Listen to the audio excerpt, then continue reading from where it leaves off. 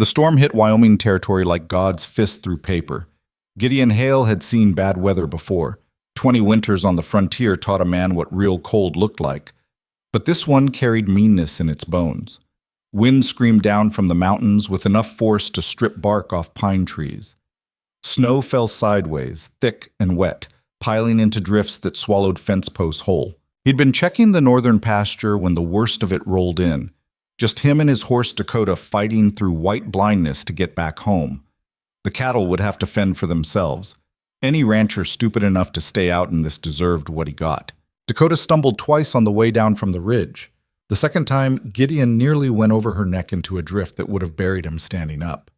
He gave her a hard pat on the shoulder, more apology than praise, and kept pushing forward. The cabin sat in a narrow valley between two granite walls, protected from the worst winds by geography and dumb luck. Gideon had built it himself 7 years back, after the thing in Denver that he didn't think about anymore. Rough timber, stone chimney, one room for living, one for sleeping, and a small barn out back that leaked when it rained hard. It wasn't much, but it was his. He was maybe half a mile from home when Dakota stopped dead and wouldn't move. "Come on, girl." Gideon pulled the reins. "Ain't got time for this." Dakota tossed her head and sidestepped, hooves scraping ice. Her ears flattened back. Something had her spooked. Gideon squinted through the snow. Couldn't see shit. White on white on white, everything blurred together like the world was erasing itself. Then he saw the shape. At first he thought it was a boulder, something dark and low to the ground near the frozen creek bed, half buried in fresh powder. But boulders didn't move. This thing shifted slightly, a slow rise and fall that might have been breathing. Might have been wind playing tricks. Gideon sat there for a long moment, cold biting through his coat, while Dakota stamped and snorted beneath him. Every instinct he'd honed over 2 decades of hard living told him to keep riding. Whatever that was, it wasn't his problem. The frontier was littered with people who'd made bad choices and paid for it in blood or frost. You couldn't save them all. Hell, you couldn't save most of them. But his legs were already swinging down from the saddle before his brain caught up with the decision. "Stay," he told Dakota, though she didn't need telling. The mare planted herself in the snow and watched him trudge toward the creek with an expression that looked almost judgmental. Up close, the shape resolved into a person. A woman, face down in the snow, wearing a heavy wool dress the color of mud. Her dark hair had come loose from whatever pins once held it, spreading across the white ground like spilled ink. She wasn't moving anymore. Gideon crouched beside her and pressed 2 fingers against her neck, just below the jaw. Skin cold as creek stones, but underneath, faint, irregular, a pulse. "Hey." He shook her shoulder. No response. "Can you hear me?" Nothing. He got his hands under her arms and tried to roll her over. The woman was heavy, not in an insulting way, just in the plain fact of it. Substantial. Solid. Moving her required actual effort, and Gideon was a man who'd wrestled steers and split cords of timber without breaking a sweat. When he finally got her onto her back, he saw her face properly for the first time. Younger than he'd expected. Maybe late 20s, early 30s, pale skin going blue around the lips. Frostbite darkening her fingertips where they clutched the fabric of her dress in a death grip. Her eyes cracked open, just slits, unfocused and glassy. "Help," she whispered. The word came out broken, barely a breath. "I got you." Gideon didn't know if that was true, but it seemed like the thing to say. "Need to get you warm, you understand?" Her fingers tightened on the dress. Even half dead from cold, she held on to it like letting go meant something worse than freezing. "That dress ain't gonna save you," Gideon said. "We need to move. Now." She made a sound, maybe agreement, maybe just air escaping, and went limp. Getting her onto Dakota was like loading a sack of wet grain. The horse didn't appreciate the extra weight and made her feelings clear with a series of irritated snorts. Gideon ended up draping the woman across the saddle face down, one arm over her back to keep her from sliding off, while he led Dakota by the reins through snow that was now coming down so hard he could barely see his own hands. The walk back to the cabin felt like it took hours. Probably closer to 20 minutes, but time got strange in a whiteout. Every step was a negotiation with the wind. Every breath burned going down. By the time they reached the barn, Gideon's legs were shaking and his face had gone numb. He got Dakota inside out of the worst of it and pulled the woman down from the saddle with less care than he probably should have used. She hit the ground heavy and didn't make a sound. Still breathing, though, he checked. "Stay here," he told Dakota, who looked at him like he'd lost his mind. Maybe he had.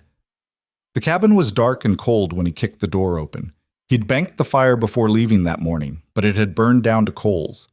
Gideon dumped the woman onto his bed, the only bed, and went to work rebuilding the fire with hands that barely functioned, kindling, logs, bellows. The flames caught slowly, reluctant, but they caught. Once he had real heat going, Gideon turned his attention back to the woman. She was still unconscious, still clutching that damn dress. Her breathing had gone shallow and fast, the kind of rhythm that meant the body was shutting down one piece at a time. He'd seen it before. Knew what came next if he didn't act. "All right," he muttered, mostly to himself. "Don't take this personal." He reached for the dress fastenings, meaning to strip off the wet fabric before hypothermia finished what the storm started. Her eyes snapped open, not glassy anymore, wide and terrified and very much aware. "No." Her voice was stronger than it had any right to be. "Don't. You're gonna die if I don't." "No!" She pulled away from him, or tried to, but her body wasn't cooperating. The effort cost her. She slumped back against the pillows, breathing hard. "Please, just blankets, not the dress." Gideon stared at her. Every practical bone in his body said to ignore her, do what needed doing, and deal with her feelings about it later. But something in her eyes stopped him. Not just fear, something deeper. Something that looked like if he took that dress, he'd be taking the last thing holding her together. "Fine," he said, against his better judgment. "Blankets it is." He piled every quilt and hide he owned on top of her, layering them thick until only her face showed. She watched him the whole time, eyes tracking his movements like he might change his mind and attack. "You got a name?" Gideon asked when he was done. She hesitated. Seconds stretched out. For a moment he thought she might not answer at all. "Lenora," she finally said. "Lenora Voss?" "Gideon Hale. This is my cabin. You're safe here." Her expression suggested she didn't believe in safety, couldn't remember what it felt like. "Where'd you come from?" he asked. "East." The word came out flat, not an answer so much as a deflection. "East is a big place." "Yes." Gideon waited for her to elaborate. She didn't. Just lay there under the blankets, shivering hard enough to make the bed frame creak, watching him with eyes that had seen things he probably didn't want to know about. "You running from something?" he tried. The shivering got worse. "Everyone's running from something." That was true enough. Gideon let it drop. He spent the rest of the evening moving between the fire and the bed, feeding logs to the flames and checking to make sure Lenora Voss was still breathing. She drifted in and out of consciousness, sometimes mumbling things he couldn't make out, sometimes going so still he had to put a hand near her mouth to feel for breath. Around midnight, the fever started. Her skin went from cold to burning in less than an hour. Sweat soaked through the blankets. She thrashed weakly, caught in some nightmare Gideon couldn't see, crying out in a language that might have been words or might have just been pain. He got her to drink water. Most of it ended up on the pillow, but some went down. "You're all right," he said, knowing it was a lie. "Just gotta ride it out." She grabbed his wrist. Her grip was surprisingly strong. "He'll find me," she'd whispered. Eyes open, but looking at something that wasn't there. "He always finds them." "Who?" "The doctor." She said it like a curse. "He'll come. He'll take me back. He'll—" Her voice cracked. "I can't go back. I can't." "Nobody's taking you anywhere," Gideon said. She didn't seem to hear him, just kept mumbling about the doctor and the basement and the brand and things that made Gideon's stomach turn cold, despite the heat pouring off her skin. The fever broke just before dawn. Lenora went limp all at once, like someone cut her strings. Her breathing evened out. The wild look faded from her eyes, replaced by exhaustion so complete it looked painful. "You back?" Gideon asked. She nodded, barely. "Good. Get some sleep." This time when her eyes closed, they stayed closed. Gideon sat in the chair by the fire and watched daylight creep through the gaps in the shutters. The storm had finally spent itself sometime during the night. Outside, the world would be white and quiet and probably beautiful in that way. Deep snow could be when you weren't freezing to death in it. He should have been tired, should have gone to sleep himself. But something about the woman in his bed kept him awake. The things she'd said during the fever, the way she'd fought to keep that dress on like it was armor, the terror in her voice when she talked about someone finding her. Gideon Hale had spent 7 years minding his own business, keeping his head down, not getting involved in other people's trouble. He had a feeling that streak was about to break. The next 3 days passed in a kind of careful silence. Lenora stayed in bed mostly, too weak to do much else. Gideon brought her food, venison stew, hard bread, weak coffee, and she ate without complaint or conversation. Sometimes she slept. Sometimes she just stared at the ceiling with an expression that suggested sleep wasn't worth the nightmares it brought. He didn't push for answers, didn't ask about the doctor or the basement, or any of the things she'd let slip during the fever. Whatever she was running from, she'd tell him when she was ready, or she wouldn't. Either way, it was her choice. On the 4th day, she got out of bed. Gideon was outside splitting wood when he heard the cabin door creak open. He turned to find Lenora standing in the doorway, one hand braced against the frame for support. She'd managed to braid her hair back, though it was a messy job. The dress, that same heavy wool dress, hung loose on her frame, too big in some places, too tight in others. She looked exhausted, but she was standing. "Should you be up?" Gideon asked. "Probably not." She took a careful step forward, testing her legs. They held. "But I can't stay in bed forever." "You almost died 4 days ago." 4 days is long enough. She made her way across the yard slowly, each step deliberate, until she reached the woodpile. Gideon watched her pick up a piece of kindling and turn it over in her hands like she was examining it for defects. "I should help," she said. "You've done enough already. You can barely walk. I can sit, I can sort wood, I can do something." There was an edge to her voice, not anger exactly, something closer to desperation, like if she didn't make herself useful, she'd lose the right to be here. Gideon set down the axe. "All right, you can help." Relief flickered across her face, quick and small. They worked in silence for a while. Gideon split logs while Lenora sorted them into piles, kindling, medium, large. It wasn't efficient. She moved too slowly, took too many breaks. But it seemed to matter to her, so he didn't say anything. After maybe an hour, she spoke. "Why'd you help me?" Gideon paused mid-swing. The question hung in the cold air between them. "Found you dying in the snow," he said. "Didn't seem right to leave you there." "Most people would have." "Maybe. I'm serious." She looked at him directly for the first time since waking up. "You don't know me. Don't know what I've done, what I might bring to your door. Why risk it?" Gideon thought about that. About the real answer, which was complicated and probably wouldn't make sense to either of them. "Had a sister once," he said finally. "Emma. She got sick when I was 15. Fever took her in 3 days. I watched her die because we were too far from any doctor to do anything about it." He picked up another log. "So when I see someone dying, I help if I can. Simple as that." Lenora was quiet for a long moment. "I'm sorry about your sister," she said. "Was a long time ago." "Still." He nodded, split the log in one clean stroke. They went back to work. But something had shifted. The silence felt less heavy, more like the kind of quiet people share when they've decided to trust each other, at least a little bit. That night, Lenora insisted on cooking dinner. Gideon tried to talk her out of it, but she'd already started pulling ingredients from his meager stores with the determination of someone who'd made up her mind.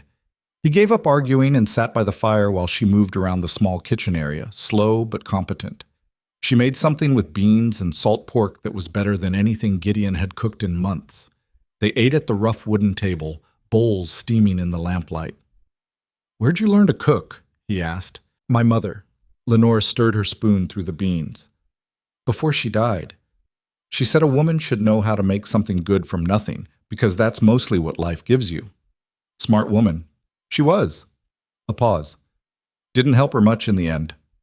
The conversation died there. Gideon didn't try to resurrect it. After dinner, Lenora washed the dishes while Gideon pretended to read a 3-year-old newspaper he'd already memorized. Really, he was watching her move around the cabin, noticing things. the way she favored her left side, the stiffness in her movements that suggested old injuries poorly healed, the habit she had of touching the fabric of her dress, fingers running over the wool like she was making sure it was still there. She caught him looking once. Her expression shuddered immediately, shoulders hunching inward like she could make herself smaller through sheer will. "Sorry," Gideon said, though he wasn't entirely sure what he was apologizing for. "It's fine." But her voice said it wasn't. The silence that followed was the bad kind, awkward and sharp-edged. Lenora finished with the dishes and moved toward the bed, then stopped. "Where are you sleeping?" "Floor's fine. That's not... You can't sleep on the floor in your own cabin." "Done it before, not a problem." "Gideon." She turned to face him fully. "I'm taking your bed, eating your food. You found me half dead and brought me into your home without asking for anything. The least I can do is not force you onto the floor. You're still recovering. I'm well enough to share space." She lifted her chin slightly. "We're both adults. I'll stay on my side. You stay on yours. It's just sleeping." Gideon wanted to argue, but he was tired, and his back hurt from 4 nights on hard wood, and Lenora had that look people got when they'd already decided something and weren't going to be moved. "All right," he said, "but you take the inside, away from the draft." A small smile ghosted across her face. "Deal." They worked out a system. Gideon banked the fire and blew out the lamps while Lenora changed into, well, she didn't change. Just lay down in the same dress she'd been wearing since he found her, pulling the blankets up to her chin. He settled on the opposite side of the bed, as far from her as the narrow mattress allowed, and stared at the ceiling. This was stupid, awkward. They were 2 strangers lying in the dark pretending this was normal. "Gideon?" Lenora's voice was quiet. "Yeah? Thank you for everything." "You already thanked me." "I know, but I mean it." He didn't know what to say to that, so he said nothing. Sleep was a long time coming. When it finally arrived, it brought dreams of storms and frozen creeks, and a woman's voice begging him not to look at what was hidden underneath. The nightmare always started the same way. Lenora was back in the facility. White walls, chemical smell, the sound of footsteps echoing down tiled corridors. She was strapped to the examination table, leather restraints cutting into her wrists and ankles, while Dr. Lucien Mercer stood over her with that gentle smile he wore when he was about to do something terrible. "This is for your own good," he said. Always the same words. "You'll thank me when we're done." Then came the pain, the burning, the feeling of her skin splitting open while he worked, humming softly to himself like he was performing surgery instead of torture. She tried to scream, but no sound came out, tried to fight, but the straps held firm. "Shh," Mercer whispered. "We're almost finished. Just a little more." The brand pressed against her skin. Searing heat, smell of burning flesh, her own flesh. Lenora woke up screaming, or trying to scream. The sound came out strangled and wrong, caught in her throat. She was sitting up in bed, gasping for air, sweat-soaked and shaking. The cabin was dark except for the dying embers in the fireplace. Next to her, Gideon was already awake, one hand hovering near her shoulder like he wanted to touch, but wasn't sure if he should. "You're all right," he said quietly. "Just a dream." Lenora pressed both hands to her face. Her heart was trying to hammer through her ribcage. "I'm sorry. I didn't mean to." "Don't apologize. Nightmares happen. Not like this." She lowered her hands. "Every night. Sometimes twice. I should have warned you." "About bad dreams?" "About everything." She pulled her knees up to her chest, wrapping her arms around them, making herself smaller. "You deserve to know what you've gotten yourself into." Gideon sat up fully. "You don't owe me your story." "Maybe not, but you should hear it anyway." Lenora took a shaky breath. "So you know what's coming." "Nothing's coming." "You don't know that." "Then tell me." So she did. The words came slowly at first, halting, like pulling splinters from a wound. But once she started, it got easier. Or maybe not easier, just necessary. She told him about Philadelphia, about meeting Dr. Lucien Mercer at a medical lecture where he spoke beautifully about helping people society had forgotten, about how charming he'd been during their courtship, how attentive and kind, how he'd made her feel seen in a way she'd never experienced before. "He said he loved me," Lenora said, voice hollow. "Said my size didn't matter. that he saw past it to the person underneath. She laughed, but there was no humor in it. I actually believed him. Gideon stayed quiet, listening. The engagement lasted 6 months. Then he brought me to his private facility, said he wanted to show me his life's work. I thought, she trailed off. Doesn't matter what I thought. The facility wasn't a hospital. It was a prison dressed up in medical language. Mercer had been taking in vulnerable women for years, prostitutes, orphans, anyone society wouldn't miss, and subjecting them to experiments he called treatment, testing his theories about moral improvement through physical correction. He thought suffering made people better, Lenora said, that pain could burn away weakness and leave strength behind. Her hands clenched in the blankets. He was wrong. All it did was break us. She spent 2 years in that place, 2 years of being told her body was wrong, disgusting, evidence of moral failure, 2 years of restricted food and forced exercise and punishments disguised as medical intervention. 2 years of watching other women disappear into the basement and never come back. He branded us, Lenore said quietly. All of us. His mark. Proof that we belonged to him. Gideon's jaw tightened. Where? She touched her left side just below the ribs. Here. Said it would remind me who I was. What I was. Which was? His favorite project, the one he spent the most time trying to fix. Lenore's voice cracked. I wasn't the heaviest woman there, wasn't the sickest or the weakest, but he focused on me because I'd been someone before, because breaking me meant more than breaking a woman who'd already been broken by the world. The night Lenora escaped, the facility caught fire. She never knew how it started. Maybe faulty wiring, maybe one of the other women finally fighting back. Didn't matter. The flames spread fast through the old building, and in the chaos she ran. I grabbed this dress from storage. She plucked at the heavy wool. It was all I could find, ran out into the night wearing it, and nothing else. No money, no plan.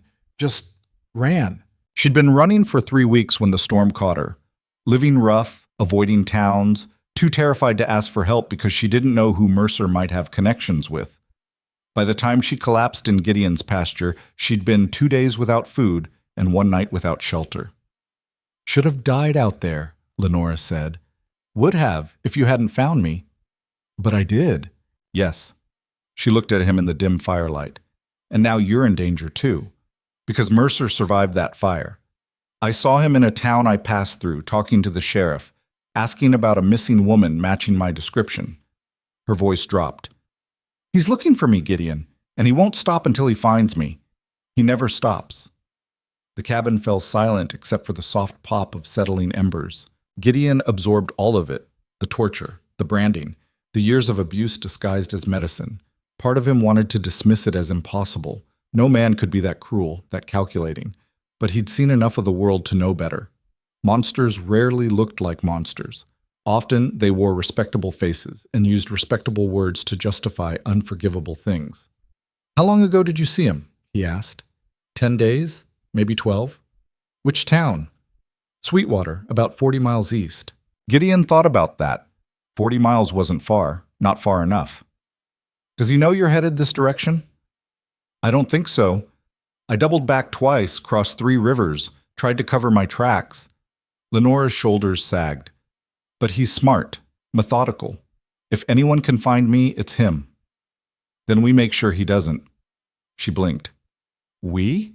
You're under my roof. That makes you my responsibility. Gideon stood and moved to the window, peering out at the snow-covered valley. Storm covered your trail pretty well, and this cabin's not on any maps. Even if he makes it to this area, he'd have to search every ranch and homestead for 50 miles. He will, Lenora said. That's what I'm trying to tell you. He'll search every single one if that's what it takes. Let him search. Gideon turned back to face her. We'll be ready. You don't understand. I understand plenty. His voice was harder now. I understand that some bastard tortured you for years and you survived. I understand that you made it 3 weeks on your own through hard country and worse weather. I understand that you're sitting here right now instead of lying dead in the snow. That takes strength. Paused. So stop acting like you're helpless. Lenora stared at him. I don't think I'm helpless. Could have fooled me. Way you talk about yourself. That's not fair. Maybe not, but it's true. She opened her mouth to argue, then closed it, looked away. "I'm scared," she said finally, very quietly. "Yeah, I know." Gideon moved back to the bed and sat down. "Being scared's fine. Giving up isn't. I'm not giving up." "Good." They sat in the darkness for a while, not talking, just existing in the same space, with the weight of Lenora's story settling between them like fresh snow. Eventually, Gideon spoke again. "That dress you're wearing, the one you won't take off? That from the facility?" "Yes." "Why keep it?" Lenora's fingers found the fabric, holding tight. "Because it's mine. The only thing I took when I left, the only thing he didn't give me or control." She looked down at her hands. "I know it's stupid. It's just a dress. But when I wear it, I remember that I chose to run, that I chose to live. It's proof, I guess, that I'm still me." Gideon nodded slowly, understanding or trying to. "All right," he said. "Keep it then." Relief flickered across her face again, that same small expression from earlier. They lay back down. This time Lenora settled faster, exhaustion pulling her under despite the lingering fear. Her breathing evened out within minutes. Gideon stayed awake longer, thinking about Philadelphia and medical facilities and a man who branded women like cattle. Thinking about the look in Lenora's eyes when she talked about Mercer, not just fear, but something worse. The belief that she deserved what happened to her. That kind of damage didn't heal with time and distance. It burrowed deep, became part of the architecture of who you were. He understood that better than he wanted to admit. Outside, the wind picked up again. Not storm strength, just enough to rattle the shutters and moan through the cracks. Gideon listened to it and tried not to think about what was coming. Because something was coming. He felt it the same way animals felt earthquakes before they hit.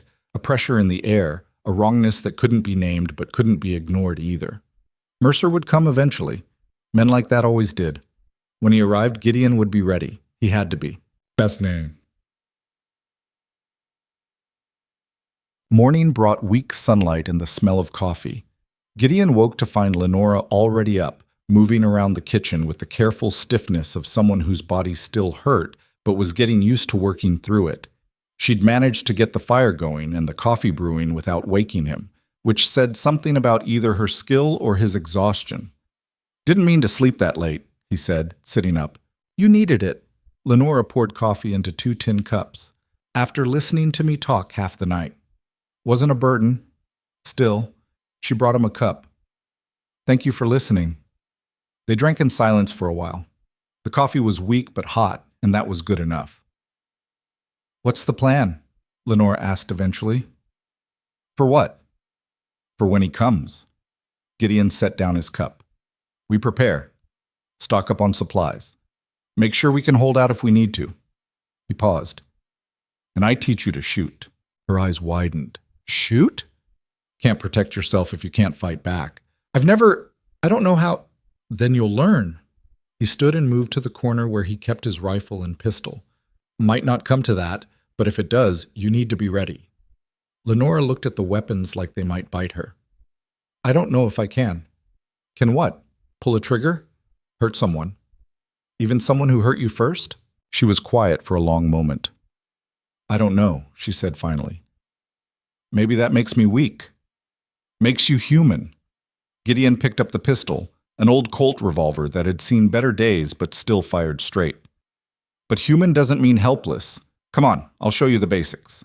They spent the morning outside in the cold, with Gideon teaching Lenora how to hold a gun without dropping it. She was clumsy at first, hands shaking too much to aim properly. But she didn't quit, kept trying even when her shots went wide, even when the recoil bruised her palms. By midday, she could hit a tree trunk from 20 feet. Not impressive by most standards. But it was a start. "You're getting better," Gideon said as they walked back toward the cabin. "I'm getting less terrible. That's different. Take the wins where you find them." Lenora almost smiled. Almost.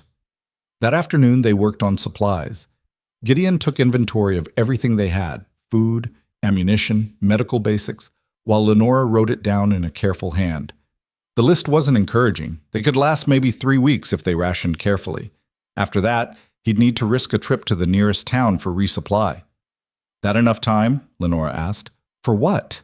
Before you get tired of having me here. Gideon looked up from the sack of beans he was counting.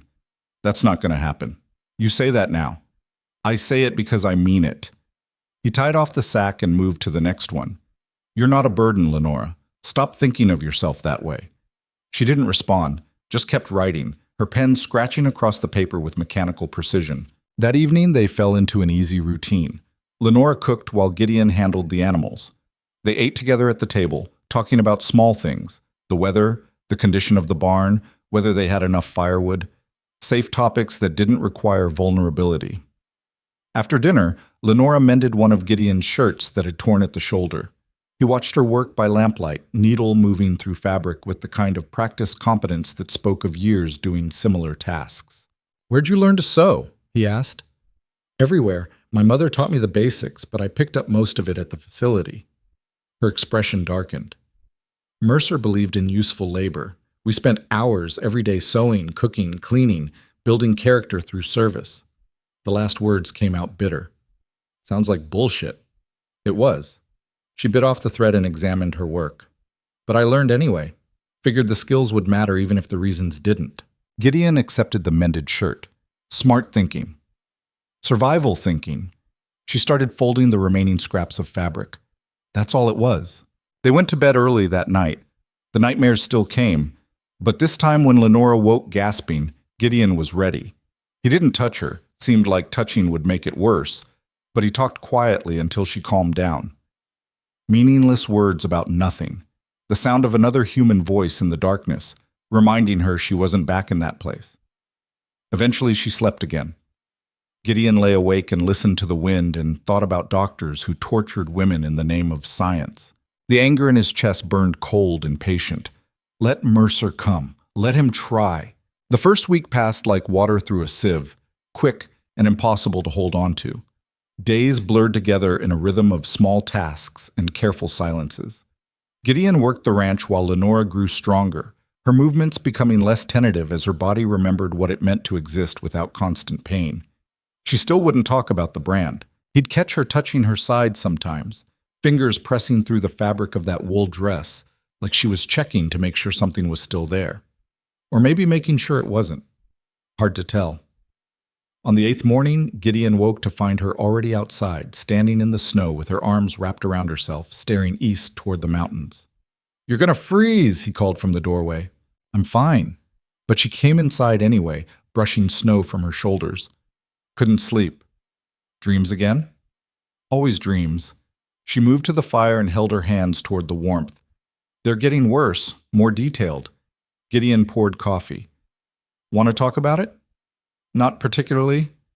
He let it drop, pushed a cup into her hands instead. They were halfway through breakfast when Lenora spoke again. "I need to tell you something."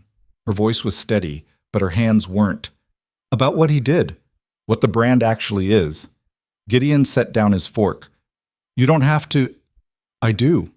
She looked at him directly. "Because if he comes, you need to know what you're dealing with. What kind of man he is." So she told him. The brand wasn't just a mark of ownership. It was a medical notation, a designation.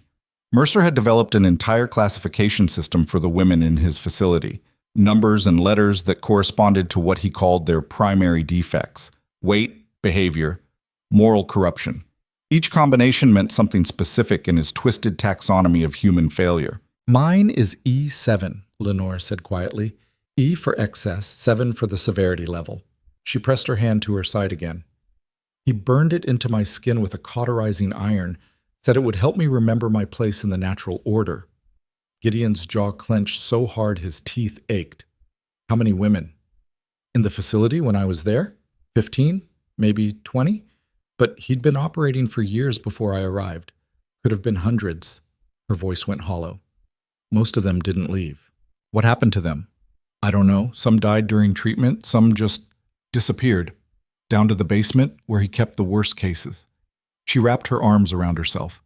"I heard screaming sometimes, coming up through the floorboards, but I never saw who it was, never knew for certain." The silence that followed was thick enough to choke on. "This doctor," Gideon said finally. "He have family? People who knew what he was doing?" No family that I knew of, but he had connections, other doctors who referred patients to him, wealthy donors who funded his research, a sheriff in Philadelphia who looked the other way. Lenore's expression hardened. That's what made him dangerous. It wasn't just him. It was everyone who let him continue because they believed the same things he did, that some people were worth fixing and others were worth discarding. And when you escaped, the fire destroyed most of his records, but not all of them. He kept duplicates in a safe, patient files, experimental notes, photographs. She shuddered. If those still exist, they have my name, my description, everything he needs to prove I was his patient, his property. Gideon absorbed that. So if he finds you, he won't just take me back. He'll make it legal. Say I'm mentally incompetent, that I need his care. And everyone will believe him because he's Dr. Lucien Mercer, respected physician and humanitarian. Her hands clenched into fists. I'll disappear into that facility and nobody will ever ask questions. Not if I have anything to say about it. She looked at him with something like hope, quickly buried. You can't fight the law. Can fight a man, though. He won't come alone. Doesn't matter. Lenore shook her head. You don't understand. You're thinking like this is some straightforward thing, like he'll ride up to your door and you can turn him away with a rifle. Her voice rose slightly. That's not how men like Mercer operate. They use systems, laws. They make you the criminal for trying to escape. Then we make sure there's nothing to escape from. Gideon stood and moved to the window. This cabin's on my land. You're my guest. He's got no legal right to enter without cause, and no cause unless you give him one. My presence here is cause. Only if he knows you're here. Lenore was quiet for a moment. You're talking about hiding. I'm talking about being smart. He turned back to face her. If he comes this way, you stay out of sight. I deal with him. Send him on his way. And if he doesn't believe you, then we handle it. The way he said it, flat and certain, made something shift in Lenore's expression. Not quite trust, but close. The beginning of it. Why are you doing this? She asked. Told you already. No. You told me about your sister, about helping people who are dying. She stood and crossed to where he stood by the window. But this is different. This is choosing to stand between me and someone who wants me back badly enough to burn down his own facility. That's not mercy. That's something else. Gideon thought about lying, about giving her an easy answer that wouldn't complicate things. But she'd given him truth. Seemed only fair to return it. Had a friend once, he said slowly. Back in Denver. She got into trouble with a man who thought he owned her. Rich bastard, well-connected. When she tried to leave, he had her arrested, called her a thief, said she'd stolen jewelry from his house. He paused. I knew it was bullshit. Everyone knew. But nobody did anything because fighting him meant fighting the whole system that protected him. What happened to her? Prison, 2 years. She didn't survive it. His voice went hard. Hung herself 3 months in. Left a note saying she couldn't stand being caged. Lenore's breath caught. I'm sorry. Me too. Gideon looked out at the snow-covered valley. Swore after that I'd never stand by and watch it happen again. Never let someone with power destroy someone without it just because they could. He met her eyes. So that's why. Not because I'm good, because I failed once, and I don't plan on failing twice. The confession hung between them like smoke. Her name was Clara, Gideon added quietly. In case you were wondering. Clara, Lenore repeated. I'll remember. They stood there for a while, neither speaking, both thinking about people who died because the world was built to protect monsters and punish victims. Eventually, Lenore broke the silence. Teach me more, she said, about shooting, fighting, whatever I need to know. You sure? No, but do it anyway. So he did. They spent the next 3 days training. Gideon showed her how to reload the revolver without fumbling, how to aim for center mass instead of trying for fancy headshots that would only get her killed, how to move through the cabin quickly, using furniture for cover, how to bar the door from inside and create choke points that would slow an attacker. Lenora absorbed it all with grim determination. She wasn't naturally gifted. Her hand still shook when she held the gun. Her movements were clumsy and uncertain. But she pushed through anyway, practiced until her arms ached, and her fingers were numb from cold. Again, Gideon would say when she missed a shot, and she'd reload and try again without complaint. By the fourth day, she could hit a man-sized target 3 times out of 5 from 30 feet. Better, Gideon said as they walked back from the makeshift range he'd set up near the tree line. Still not good enough.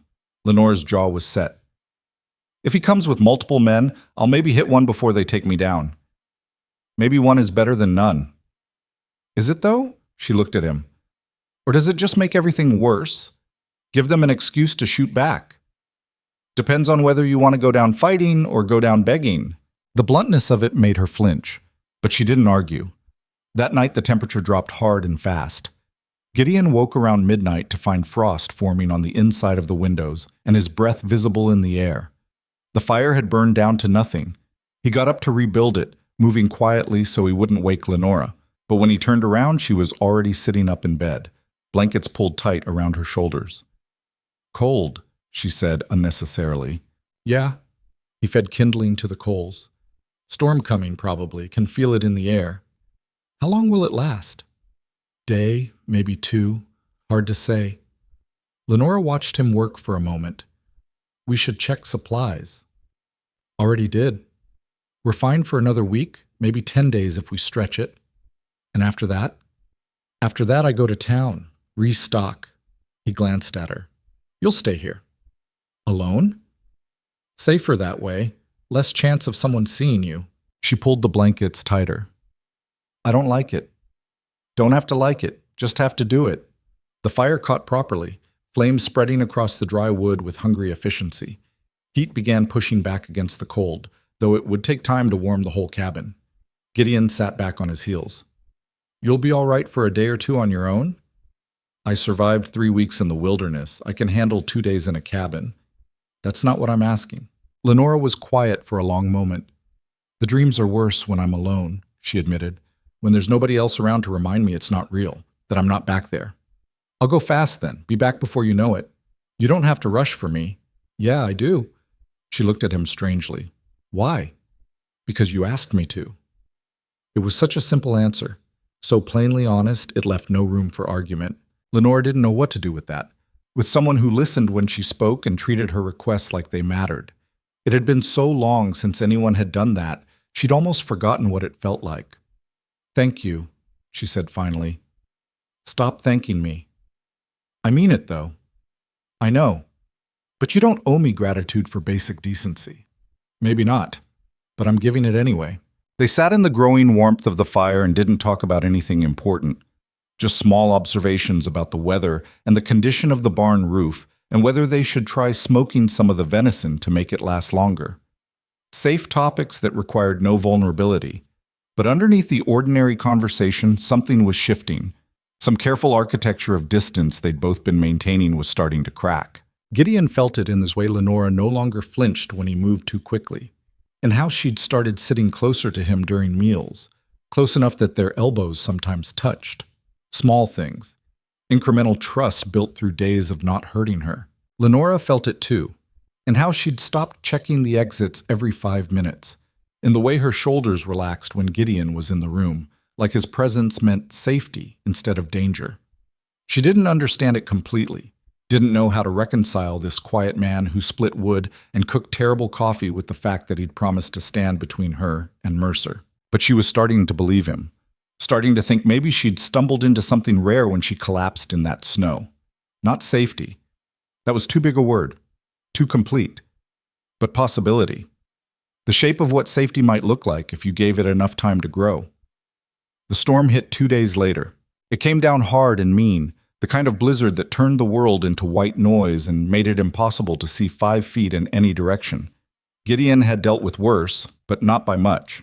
He spent the first day making sure the animals were secure, and the cabin was buttoned up tight against the wind that kept trying to tear the shutters loose. Lenora helped where she could. Mostly that meant staying out of the way and keeping the fire going while Gideon worked outside. But she also took inventory of their food stores again, this time organizing everything by how long it would last and what could be rationed first. We're lower than I thought, she said when Gideon came back inside, covered in snow and half frozen. Maybe 6 days if we're careful. 4 if we're not. Storm won't last that long. You don't know that. I know this valley. 3 days, tops. Then it'll clear, and I can get to town. Lenora didn't look convinced, but she didn't argue. Just went back to sorting supplies with methodical efficiency. By nightfall, the storm had worsened. Wind screamed around the cabin like something alive and furious. Snow piled up against the door so high Gideon had to shovel it away just to keep them from being sealed inside. We'll be all right, he told Lenora, though he wasn't entirely certain that was true. Just gotta wait it out. She nodded, didn't say anything. But her hands were trembling as she worked on mending another torn shirt, and Gideon suspected it wasn't entirely from the cold. That night they lay in bed listening to the storm rage outside. The wind made sounds like voices, screaming, pleading, threatening. Gideon knew it was just weather, just physics and pressure systems. But in the dark, it was easy to imagine something worse, something hunting. Beside him, Lenora was rigid with tension. You all right? He asked quietly. Fine. You're a terrible liar. A pause. The storm sounds like the fire did, when the facility burned. All that roaring and crackling and people screaming. Her voice was barely audible. I keep thinking I'm back there, that I never actually escaped, that this is all just some dying dream my brain invented to make the end easier. Gideon rolled onto his side to face her. You're not dying, and you're not there. You're here, in Wyoming, with me. How do you know? Because dying dreams don't include terrible coffee and frozen feet. Despite everything, she almost laughed. That's your evidence? Bad coffee? Best I got. The sound of her breathing evened out slightly. Still scared, but less trapped in whatever memory the storm had triggered. Tell me something, she said after a while. Something real. Something that proves this is now and not then. Gideon thought about that. Got a scar on my left shoulder. Took a bullet there about 5 years back. Bar fight that got out of hand. He reached over and guided her hand to the spot, letting her feel the raised tissue through his shirt. Feel that? Yes. You wouldn't know about that scar if this was a dream. Wouldn't know to imagine it. Lenora's fingers traced the old wound carefully. Unless my brain is very creative. Is it? No. Dreams are usually just the same thing over and over. The examination table, the brand, his voice. She pulled her hand back. Never anything new. Never anything good. Then this is real. How can you be sure? Because you're touching me and I can feel it.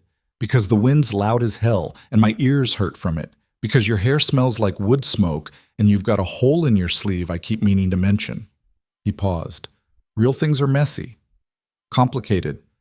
They don't follow neat patterns. Your nightmares do. Lenora was quiet, processing that logic. Okay, she said finally. I believe you. Good. They lay there in the darkness while the storm continued its assault. After a while, Lenora shifted closer. Not touching exactly, but close enough that Gideon could feel the warmth of her body through the blankets. Can you keep talking? She asked. Just anything. I need to hear your voice. So Gideon talked. Nothing important. Just stories from his life before the cabin. Growing up in Missouri. Learning to break horses from his father. The year he spent working on a cattle drive and nearly died when a stampede caught him on foot. Random memories strung together with no particular point except to fill the silence with something that wasn't screaming wind. Lenora listened and slowly, gradually relaxed. Her breathing deepened. The tension left her shoulders. Eventually she fell asleep like that, curled on her side, close enough to almost touch, while Gideon's voice wrapped around her like a blanket made of sound instead of wool. He kept talking for a while after she drifted off, just to be sure. Then he went quiet and listened to the storm and thought about how strange it was that another person's presence could change a space so completely. The cabin had been his refuge for 7 years, his escape from a world that asked too much and gave too little. He'd gotten used to the solitude, even liked it most days. But now, lying here with Lenora breathing softly beside him, the silence felt different, less like peace and more like absence, like something was missing when she wasn't there. That thought should have scared him. Probably would have, a month ago. Now it just felt true. The storm blew itself out on the third day, exactly like Gideon predicted.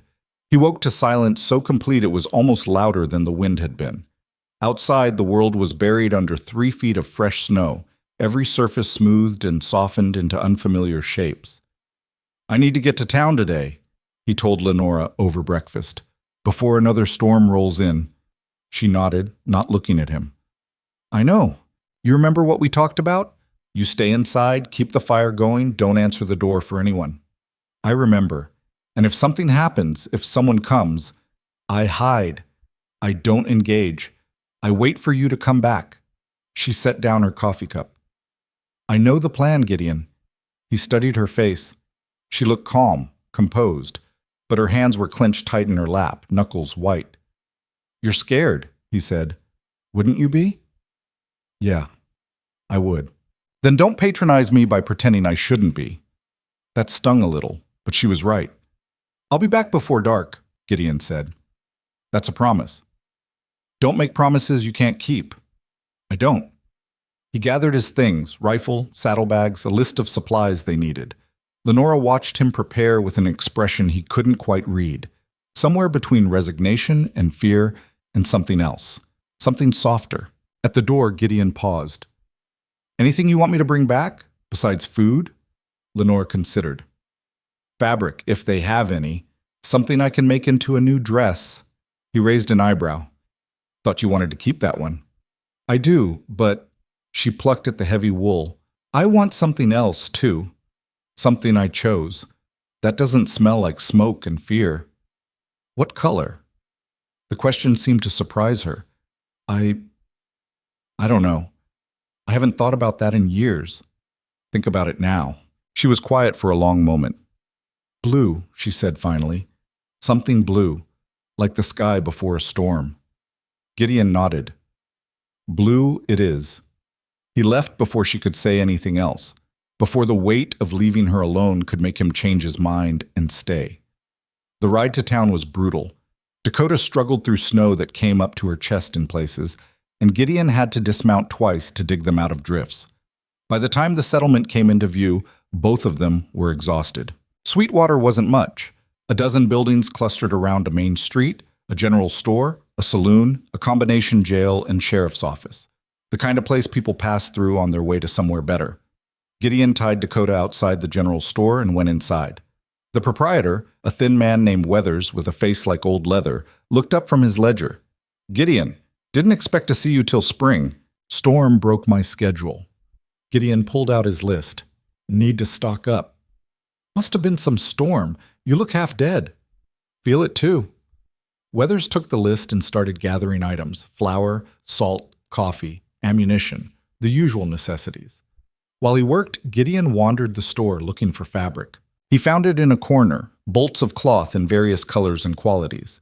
Most of it was rough, practical stuff, meant for work clothes and durability. But there was one bolt of blue cotton, finer than the rest, the color of deep water. "That one," Gideon said, pointing. "Need about 5 yards." Weathers raised an eyebrow.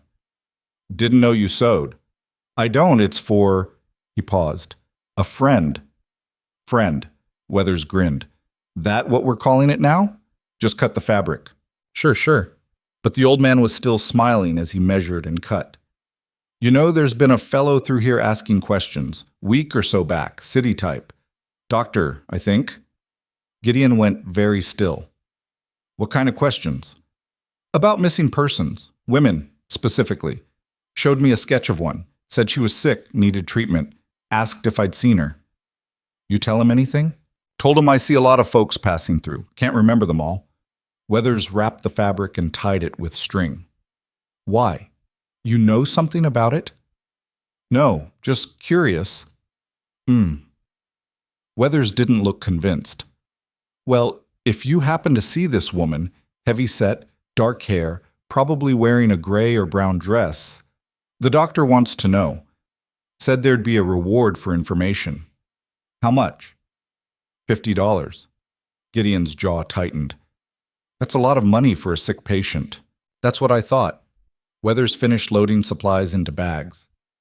"Makes you wonder what she did, or what he thinks she did. Maybe she didn't do anything. Maybe he's just a bastard." "Maybe." The proprietor's expression turned serious. "But if she's out there somewhere, hiding in this weather, she won't last long. Might be kinder to turn her in. Get her somewhere warm at least. Might be, Gideon said carefully, if she wanted to be found. He paid for the supplies and loaded everything onto Dakota. The blue fabric went into his inside coat pocket, wrapped carefully to keep it dry. As he was preparing to leave, the sheriff emerged from his office across the street. A big man named Cutler with a handlebar mustache and a mean streak barely hidden under a badge.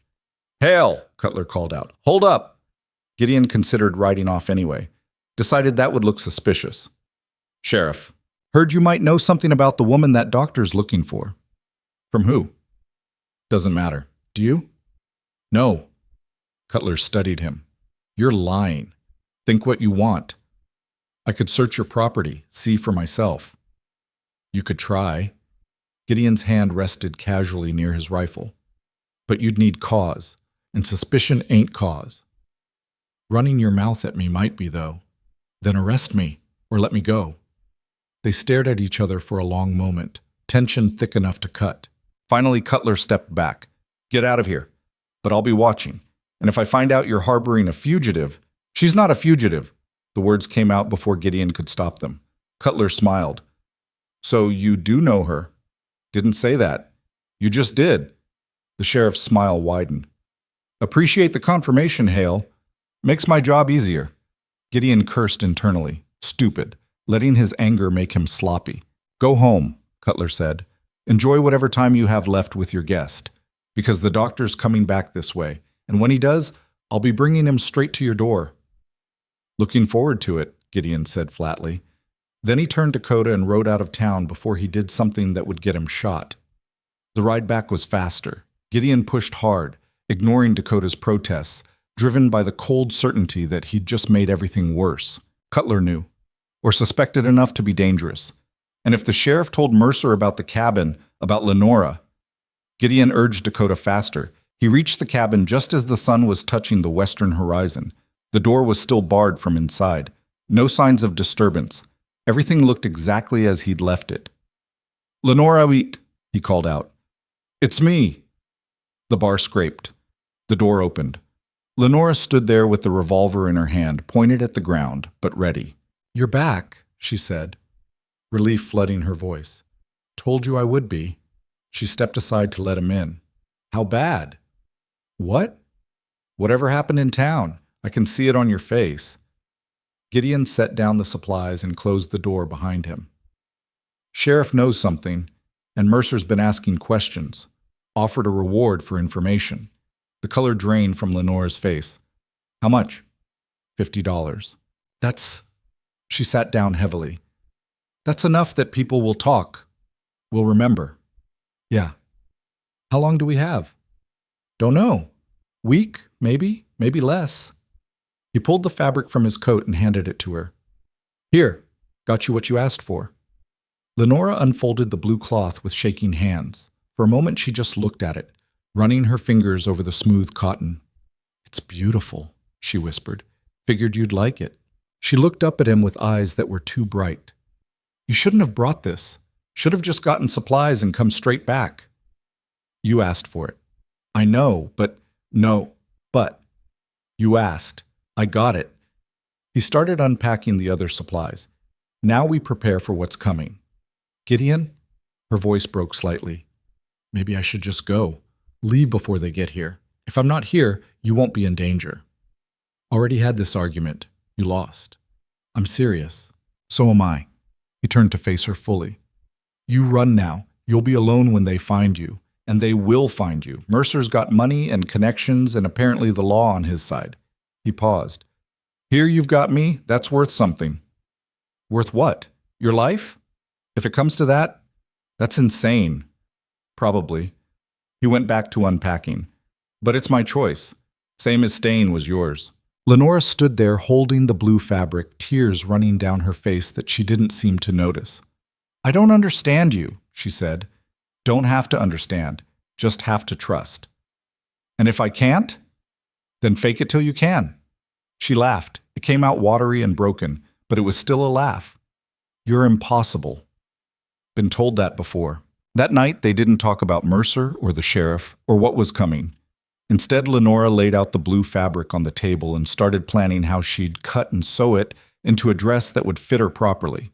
Gideon watched her work, asking occasional questions about measurements and seams that he didn't really understand but seemed to matter to her. "You're humoring me," Lenora said at one point. "Little bit. Why?" "Because you're happy, and I like seeing you happy." The admission hung between them, simple and devastating. Lenora looked at him for a long moment. "I like being happy," she said quietly. "I'd almost forgotten what it felt like." "Then remember." Later, lying in the darkness, Lenora spoke again. "Gideon?" "Yeah?" "If he comes, if it goes bad." She paused. "Don't let him take me alive." The request hit him like a fist. "Lenora, I mean it. I'd rather die out here, free, than go back to that place, back to being his project."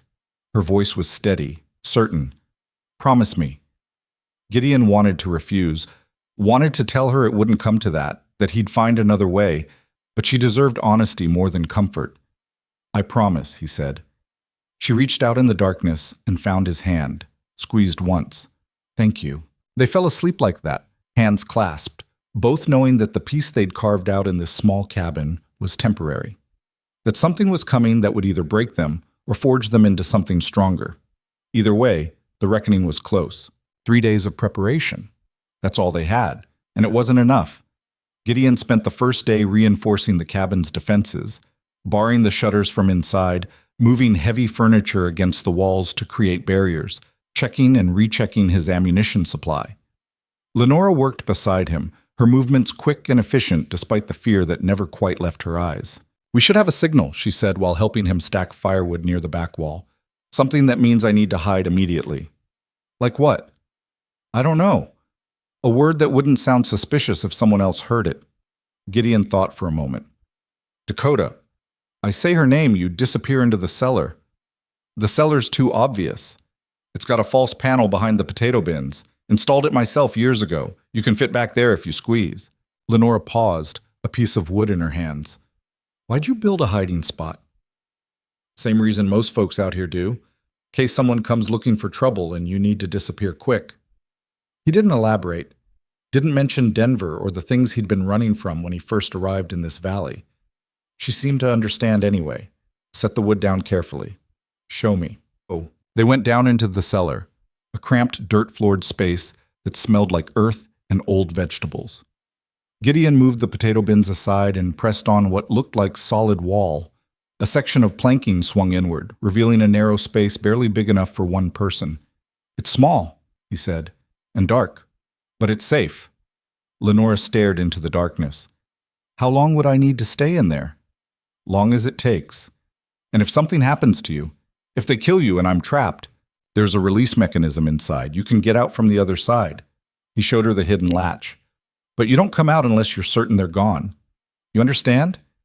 Even if you hear me calling, even if it sounds like everything's fine, you stay hidden until you're absolutely sure." "That's paranoid." "That's smart. Mercer's a doctor. He knows how to fake things, make people trust him." Gideon's voice hardened. "You come out too early. All of this is for nothing." Lenora nodded slowly. "All right. I'll stay put." "Good." They climbed back upstairs into the weak afternoon light. Outside, the sky had turned the color of old bruises, gray and purple and sickly yellow at the edges. Another storm coming, maybe. Or just winter settling in for the long haul. "I should finish the dress," Lenora said, looking toward the table where the blue fabric lay partially cut, "while there's still time." "You don't have to." "I want to." She moved to the table and picked up the scissors.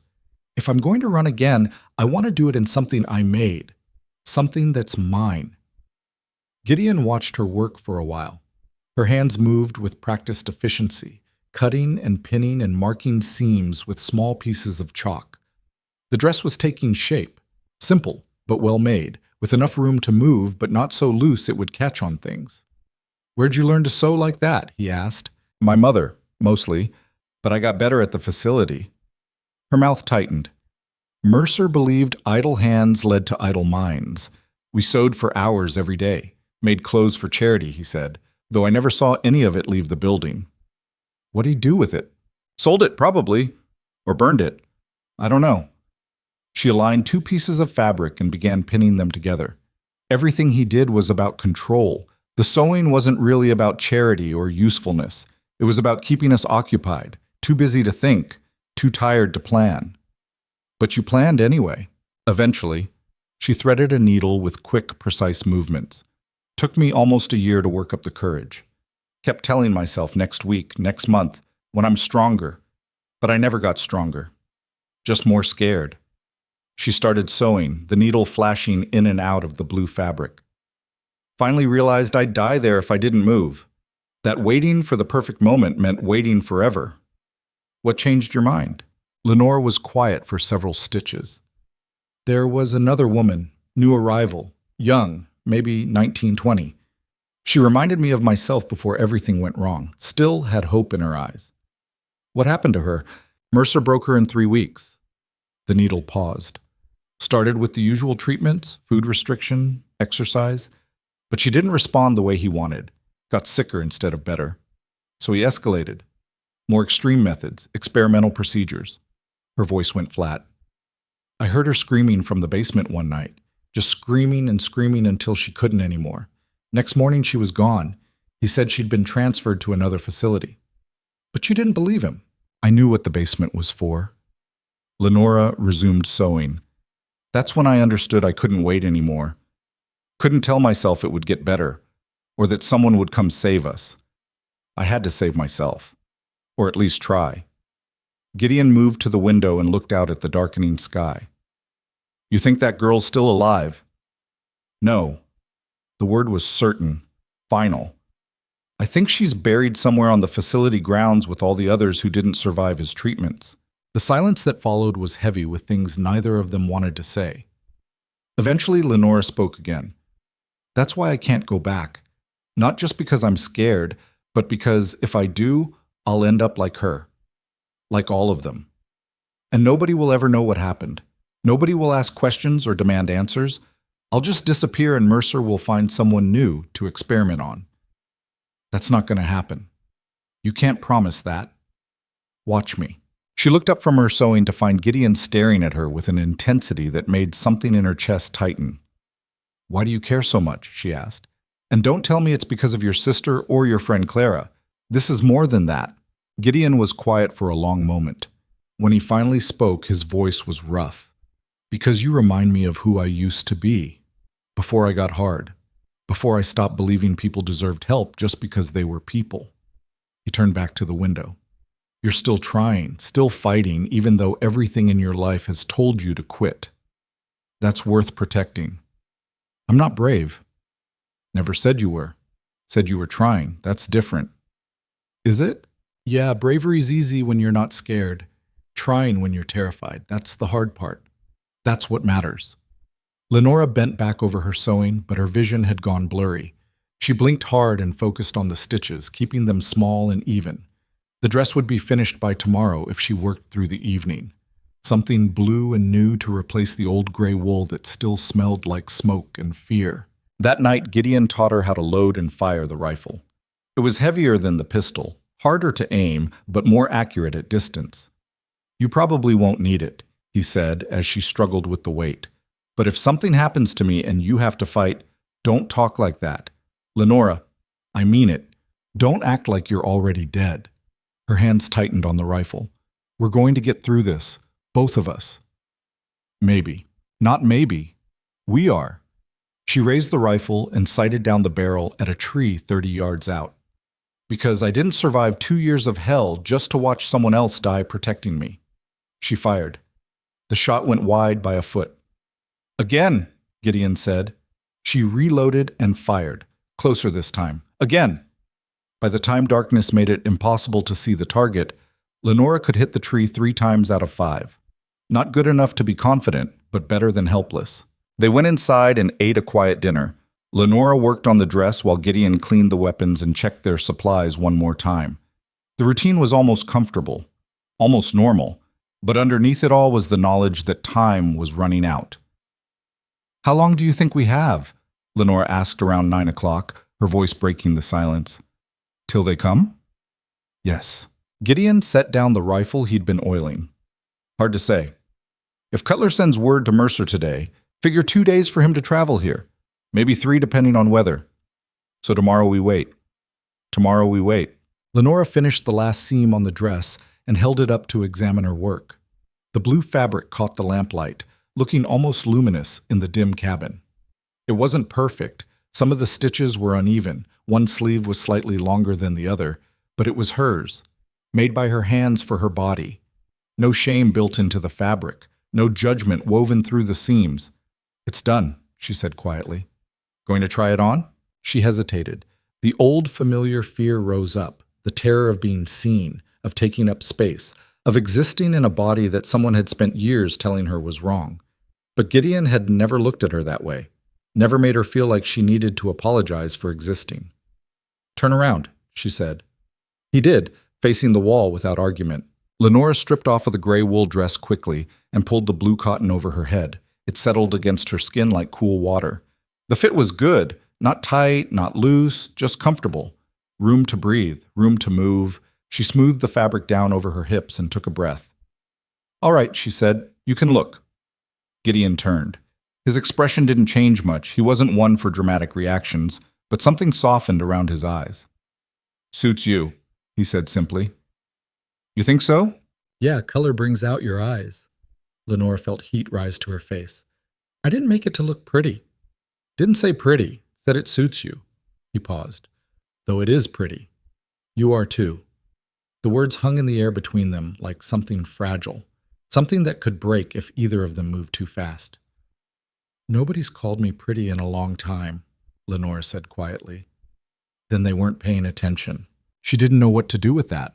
Didn't know how to accept a compliment that felt genuine instead of manipulative. So she just stood there in her new blue dress, feeling exposed and seen, and strangely safe all at once. Thank you, she managed finally. For what? For seeing me. Not just the body, or the scars, or the things that happened, but me. Gideon nodded slowly. Same to you. They went to bed shortly after, both exhausted from the day's preparations. Lenora kept the blue dress on, unwilling to take it off just yet. Gideon didn't comment on it. The nightmare came around midnight. Lenora was back in the examination room, strapped down, while Mercer stood over her with a scalpel. But this time it was different. This time Gideon was there too, held at gunpoint by men in white coats. Mercer smiled that terrible, gentle smile and said, "Let's show your friend what you really are, what you'll always be." Then the cutting started. Lenora woke screaming Gideon's name. He was already sitting up, hands on her shoulders, firm but not restraining. I'm here. You're safe. It was just a dream. He had you.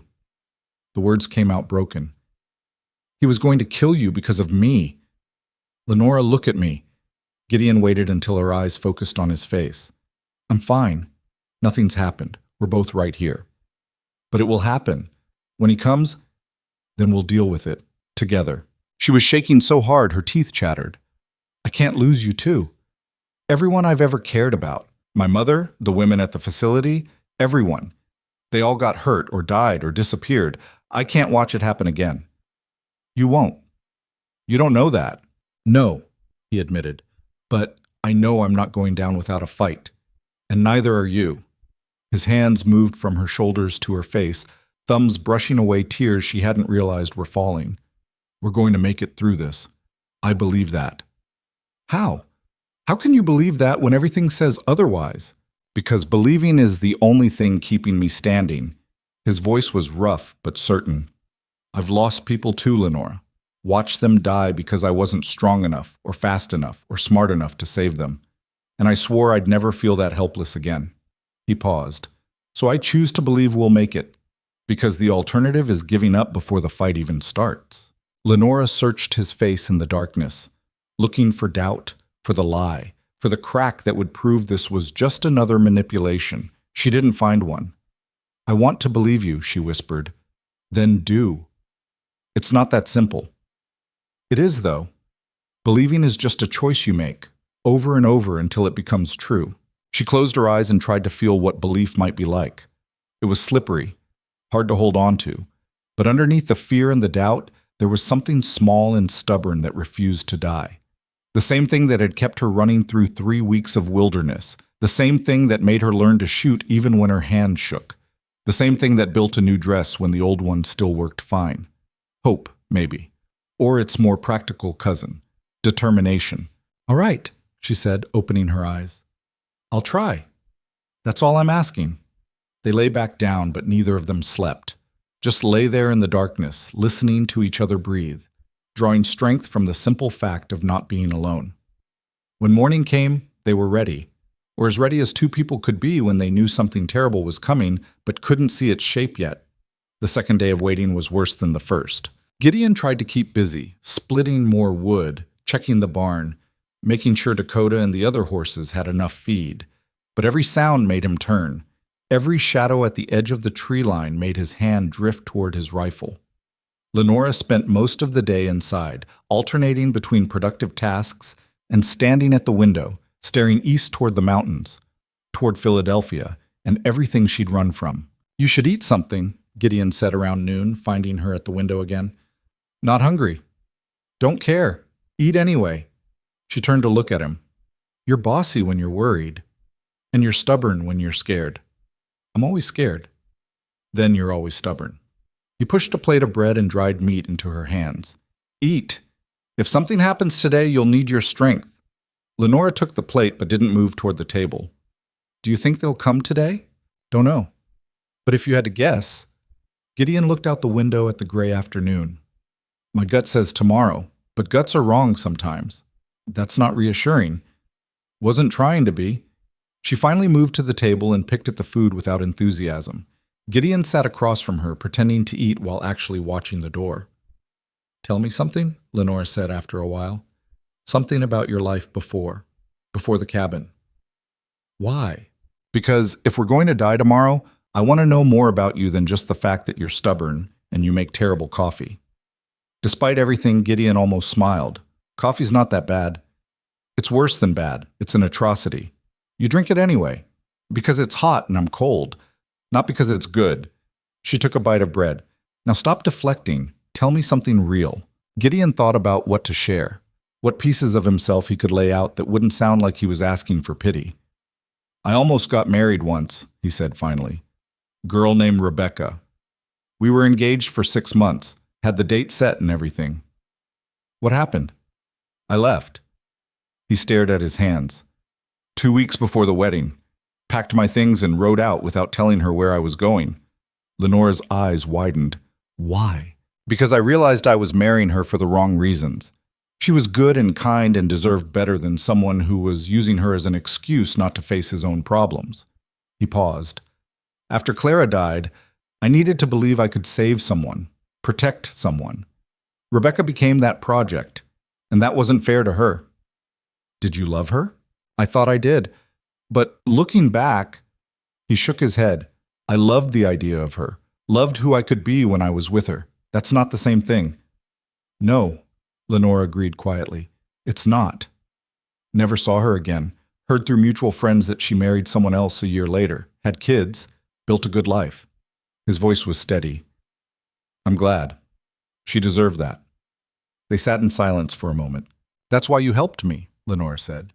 "Not just because of Clara or your sister, but because you needed to prove to yourself you could save someone when it mattered. Maybe at first," Gideon met her eyes, "but that's not why I'm still here." "Then why are you?" "Because somewhere along the way, it stopped being about saving you and started being about standing with you. That's different." Lenora's breath caught. "How?" "Saving someone means you think they're helpless. Standing with someone means you know they're strong enough to fight their own battles. You just refuse to let them fight alone." The distinction settled between them like something solid, something real. "I don't feel strong," Lenora said. "You are, though. Stronger than you think." "How do you know?" "Because you're still here, still trying. After everything that bastard did to you, you're still fighting." He leaned forward slightly. "That's the definition of strength." Lenora looked down at her plate. "I'm terrified every second of every day. Scared and strong aren't opposites. They feel like it. They're not. She was quiet for a long moment, then, "Tell me about your sister, the one who died." Gideon hadn't expected that. "Emma?" "Yes. You mentioned her that first day, but you didn't really talk about her. I want to know." So he told her. About Emma's laugh that sounded like wind chimes. About how she could whistle any tune after hearing it once.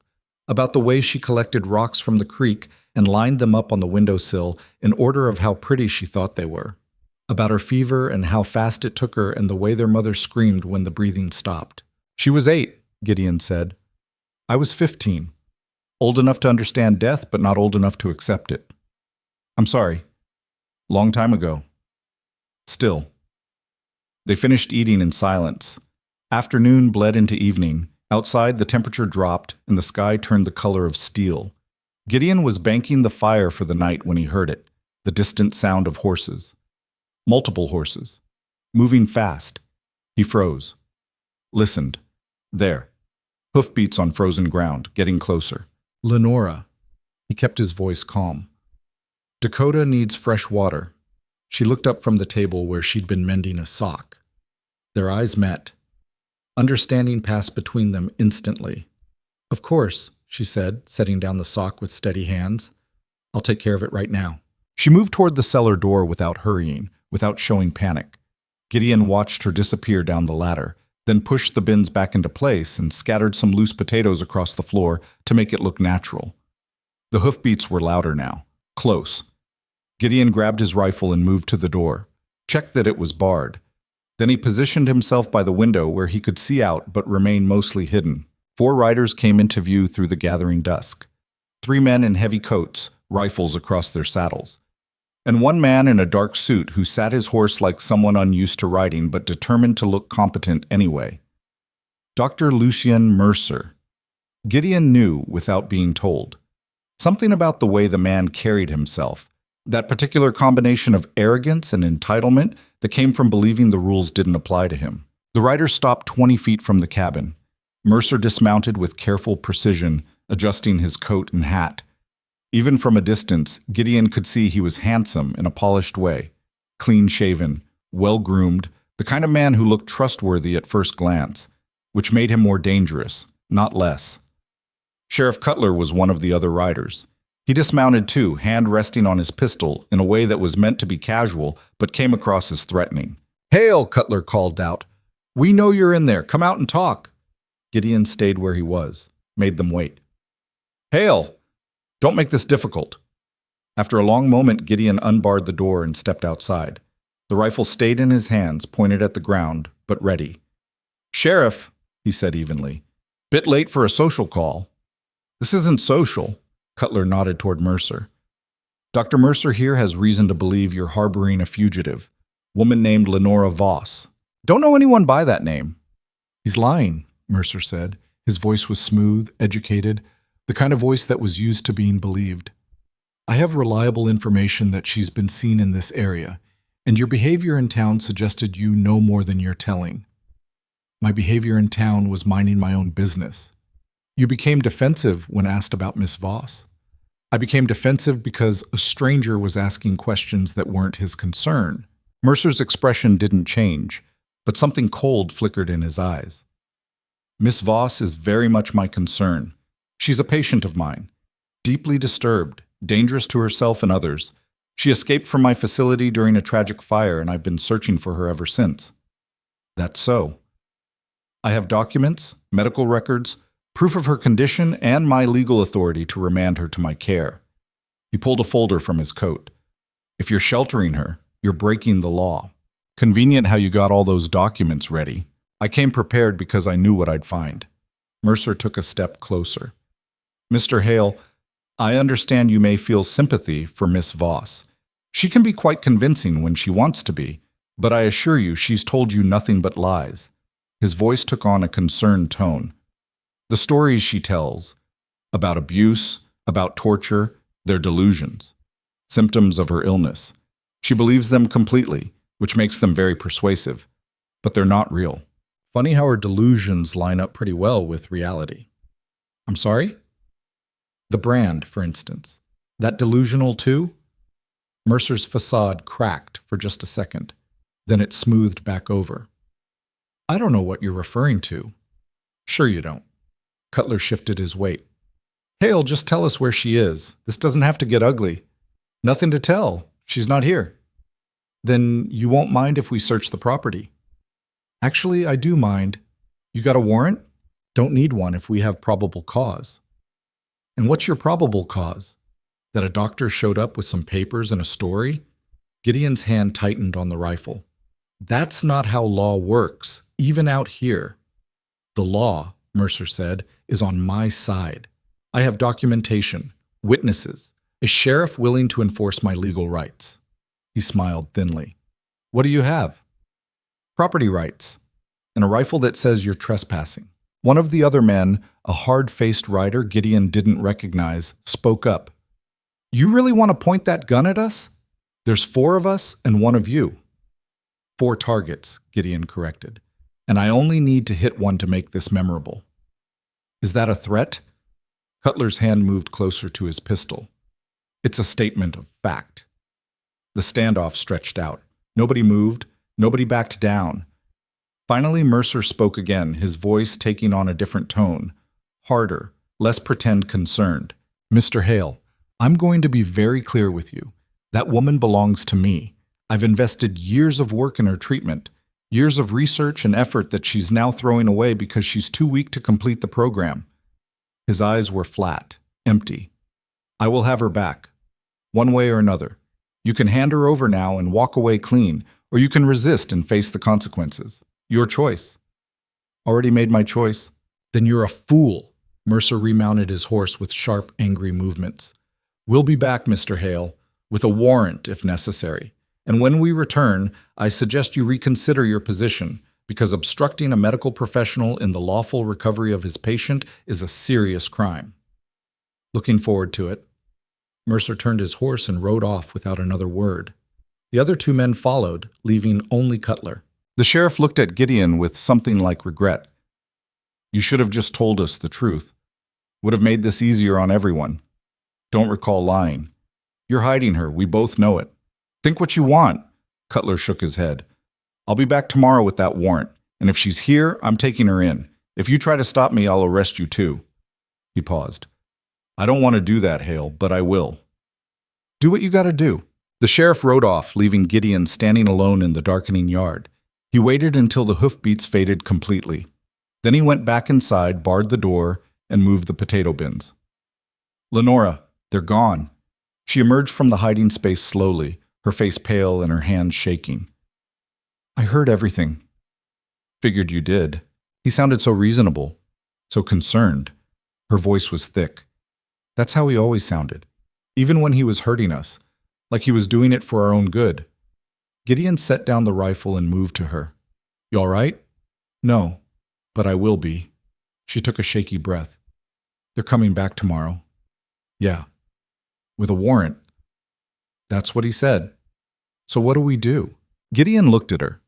This woman who'd survived 2 years of torture and 3 weeks of winter and still had enough fight left to ask what came next instead of giving up. We run, he said. Lenora stared at him like he'd spoken a language she didn't understand. Run? Now? In the dark? They won't expect it. They think they've got us cornered. Gideon was already moving, pulling supplies from shelves, sorting what they could carry from what they'd have to leave behind. We've got maybe 12 hours before they come back. That's enough time to put distance between us and this place. But where would we even go? North, through the mountains. There's old trapper routes up there, barely used anymore. Hard terrain, but that works in our favor. He stuffed ammunition into a canvas bag. They'll expect us to run east, back toward civilization. We go the opposite direction. Lenora's hands twisted in the fabric of her blue dress. I can't do that. The mountains in winter. I barely survived 3 weeks on flat ground. You won't be alone this time.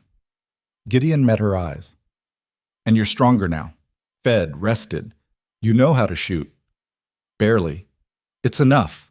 She wanted to argue, wanted to say this was insane, that running into the wilderness with armed men hunting them was a death sentence. But staying was worse. Staying meant waiting for Mercer to return with his warrant and his lies and his absolute certainty that he owned her. "How long would we have to stay out there?" she asked. "Long as it takes. Week, maybe 2. He paused in his packing. "I know it's asking a lot. It's asking everything." But her voice was steady. "When do we leave?" "Soon as we're packed." They worked in tense silence, moving through the cabin like choreographed dancers who'd practiced this routine 100 times. Gideon gathered food, ammunition, blankets. Lenora rolled clothes tight and stuffed them into saddlebags, her movements quick and efficient despite the fear crawling up her spine. "Take the gray dress too," Gideon said. "Might need the extra warmth." Lenora hesitated, looking at the heavy wool dress folded on the chair. Part of her wanted to leave it behind, leave everything connected to the facility and Mercer and those terrible years. But Gideon was right. Pride wouldn't keep her warm when the temperature dropped below freezing. She packed it. Within an hour, they had everything loaded. Gideon saddled Dakota and the spare gelding he kept for hauling supplies. The horses sensed something wrong, stamping and tossing their heads in the cold darkness. "Easy," Gideon murmured, checking the cinches one more time. "Long ride ahead. Need you steady." Lenora stood in the cabin doorway, taking one last look at the space that had become something close to home. The rough wooden table where she'd sewn her blue dress. The fireplace where she'd spent evenings learning she didn't have to be afraid every second. The bed where she'd slept without nightmares for the first time in years. "We'll come back," Gideon said quietly behind her, "when it's safe." "You don't know that." "No, but I'm saying it anyway." She turned to face him. In the lamplight, his features looked carved from stone, all hard angles and determination, but his eyes were softer, worried, though he was trying to hide it. "I'm sorry," Lenora said. "For what?" "For bringing this to your door, for ruining your life." "My life was already ruined. You just gave me a reason to fix it." He touched her shoulder briefly. "Come on. We're losing time." They mounted up and rode north into darkness so complete it felt like riding into nothing. Gideon led, following paths he'd memorized over 7 years of ranging this land. Lenora followed close behind, trusting Dakota to pick her footing when Lenora herself couldn't see the ground. The temperature dropped as they climbed. Within 2 hours, Lenora's face was numb and her fingers ached inside her gloves. She'd wrapped herself in every layer she owned, but the cold still found ways through, creeping into her bones like something alive. "You all right back there?" Gideon called softly. "Cold." "We'll stop soon. Let the horses rest." They pushed on through pine forests so thick the branches blocked what little moonlight penetrated the clouds. Snow crunched under hooves. Wind moaned through the trees like something grieving. Around midnight, Gideon found a shallow cave. Barely more than an overhang, but it cut the wind and provided some shelter. They dismounted stiffly, muscles protesting hours in the saddle. "No fire," Gideon said. "Light would give us away." Lenora nodded, too cold and tired to argue. They huddled under blankets with the horses blocking the cave entrance, sharing body heat in the darkness. "How much farther tonight?" she asked through chattering teeth. "Another 2 hours. Then we find a better place to hole up during daylight." "They'll track us." "Probably, but tracking at night is hard, even for good riders. And that doctor doesn't look like he spends much time on horseback." Gideon shifted, pulling the blanket tighter around both of them. "We've got an advantage, for now." Lenora wanted to believe him, wanted to think they could outrun men with badges and warrants and the entire weight of civilized society behind them. But she'd learned the hard way that wanting something didn't make it true. "Tell me about these trapper routes," she said. "Where do they lead?" "Various places. Some go to old fur trading posts, most of them abandoned now.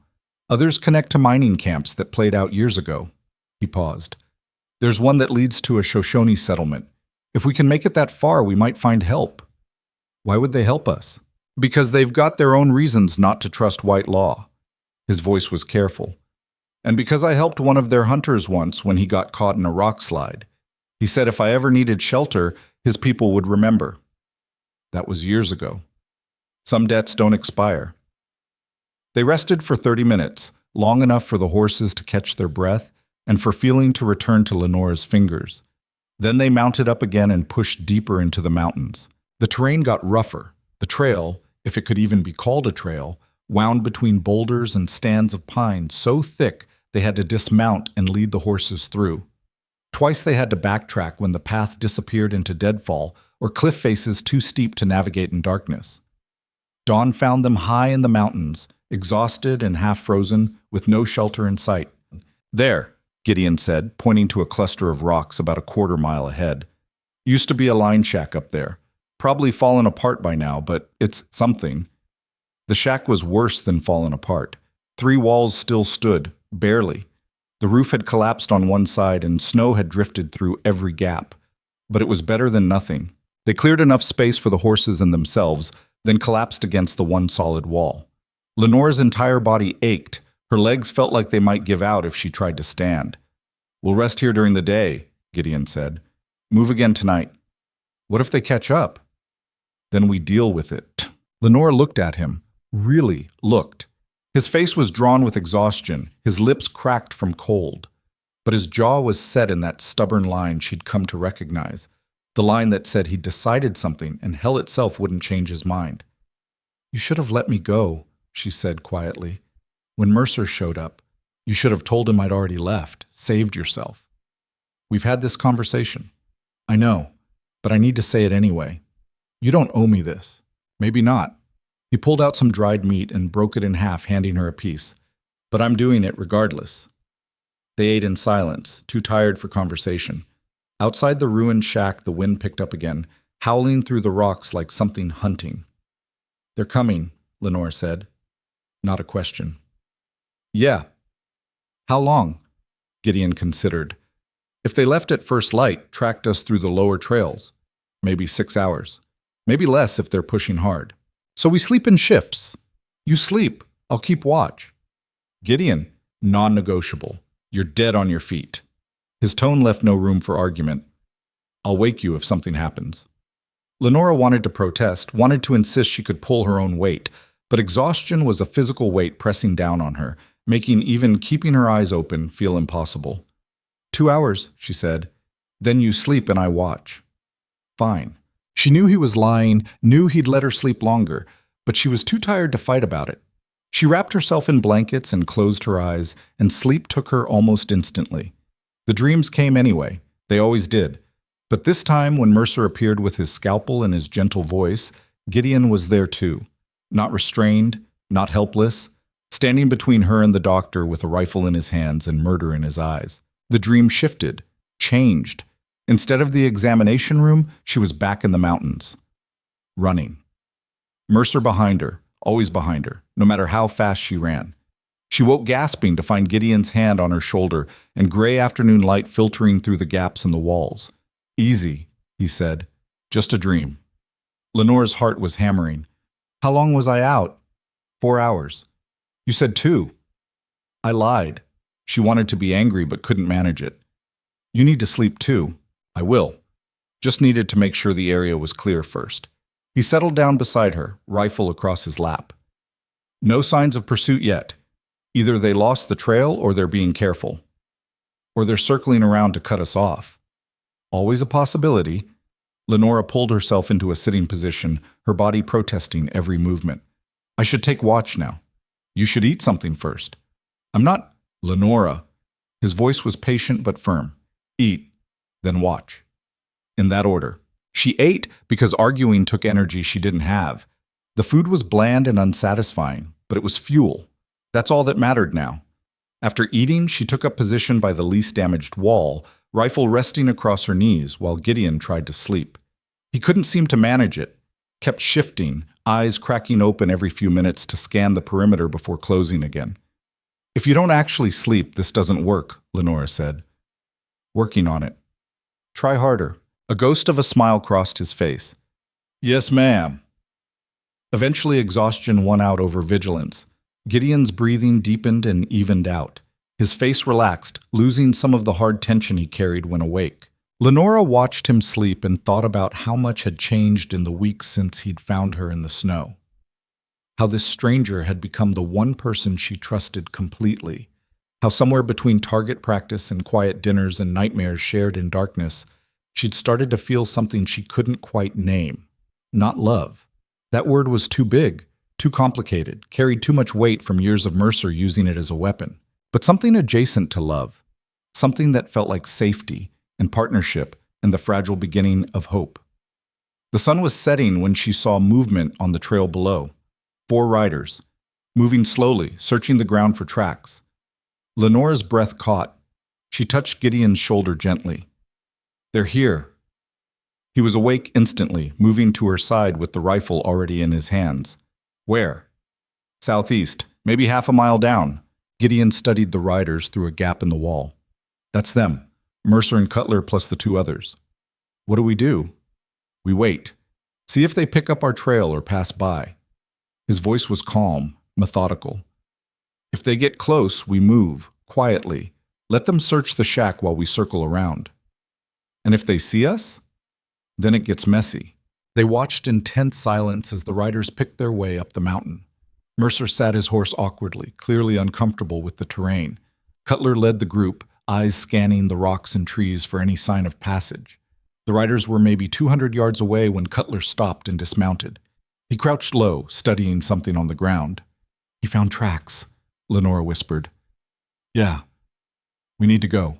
"Not yet. Movement will give us away." Gideon's hand tightened on the rifle. "Wait."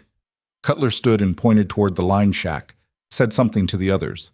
They all dismounted and started up the slope on foot, spreading out to cover more ground.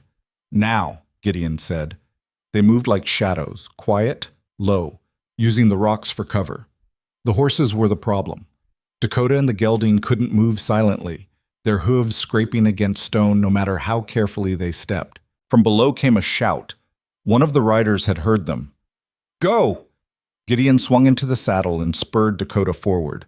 Lenora followed, her horse lunging up the steep terrain. Gunfire cracked behind them. A bullet whined off a rock to Lenora's left. "Keep moving," Gideon called back. They crashed through brush and over fallen logs, the horses scrambling for purchase on loose scree. More shots. Closer this time. Lenora hunched low over her horse's neck and prayed they'd make it to cover before a bullet found them. The trail curved sharply around a granite outcropping. Gideon took it at speed, Dakota's hooves sliding on ice. Lenora's horse followed, less sure-footed, nearly going down before recovering. Behind them, the voices were closer. Mercer's smooth, educated tones cutting through the chaos. "Don't let them escape. I want her alive." The trail leveled out into a narrow canyon with high walls on both sides. Gideon didn't slow down, pushing Dakota hard despite the dangerous footing. "Where are we going?" Lenora shouted. "Through the pass. Other side drops into thick forest. We can lose them there." "If we make it that far," Lenora thought, but didn't say. The canyon narrowed further. They were riding single file now, Gideon ahead, the walls so close Lenora could reach out and touch stone on either side. Then suddenly Gideon pulled up hard. Dakota skidded to a stop. The pass was blocked.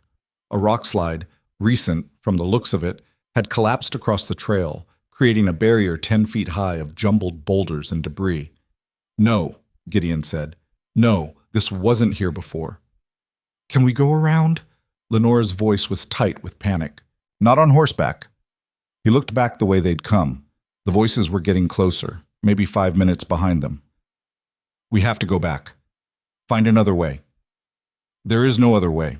This canyon's a dead end." Gideon's jaw clenched. "Then we make a stand."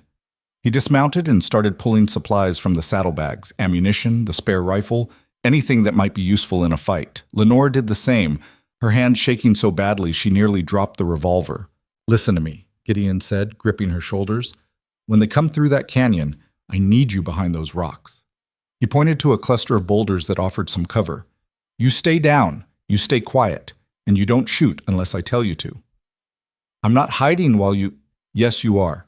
Because if something happens to me, you need to survive long enough to find another way out." His eyes were fierce. "Promise me." Lenora wanted to argue, wanted to say she'd stand with him, that she wasn't going to cower anymore. But the look on his face told her this wasn't about courage or cowardice. It was about tactics, about giving them both the best chance of survival. "I promise," she said. "Good." He kissed her forehead quickly, barely more than a brush of lips against skin, and then he was moving, positioning himself behind a boulder with clear sightlines down the canyon. Lenora scrambled to her own position and waited, heart hammering against her ribs. The voices echoed off the canyon walls, getting louder. Footsteps on stone, the metallic click of rifles being cocked. Then they appeared. Cutler first, rifle raised. Then Mercer, staying back but visible. The two hired men flanking them. They stopped when they saw Gideon. "End of the line, Hale," Cutler called out. "No place left to run." "Wasn't running, was finding good ground to make a stand. 4 against 1. That's not good ground. That's suicide." "Maybe," Gideon's voice was steady. "Or maybe I only need to drop one of you to make the rest reconsider whether this is worth dying for." One of the hired men shifted nervously. Clearly, he hadn't signed up for a gunfight. Mercer stepped forward, hands raised in a gesture of peace that looked rehearsed. "Mr. Hale, please, this doesn't have to end in bloodshed. I simply want what's mine. Return Miss Voss to my care, and you can walk away from this. No charges, no consequences." "She's not yours. I have legal documentation that says otherwise." "You have papers. That's not the same thing." "The law disagrees." Mercer's voice hardened. "And if you continue to obstruct me, the sheriff here is authorized to use whatever force necessary to enforce that law." Cutler didn't look thrilled about it, but he nodded. "Last chance, Hale. Hand her over." From her hiding spot, Lenora could see Gideon's finger resting on the trigger, could see the set of his shoulders, the way he'd gone very still, the way a man got still before violence started. "No," Gideon said simply. For a moment, nobody moved. The canyon held its breath. Then everything happened at once. One of the hired men raised his rifle.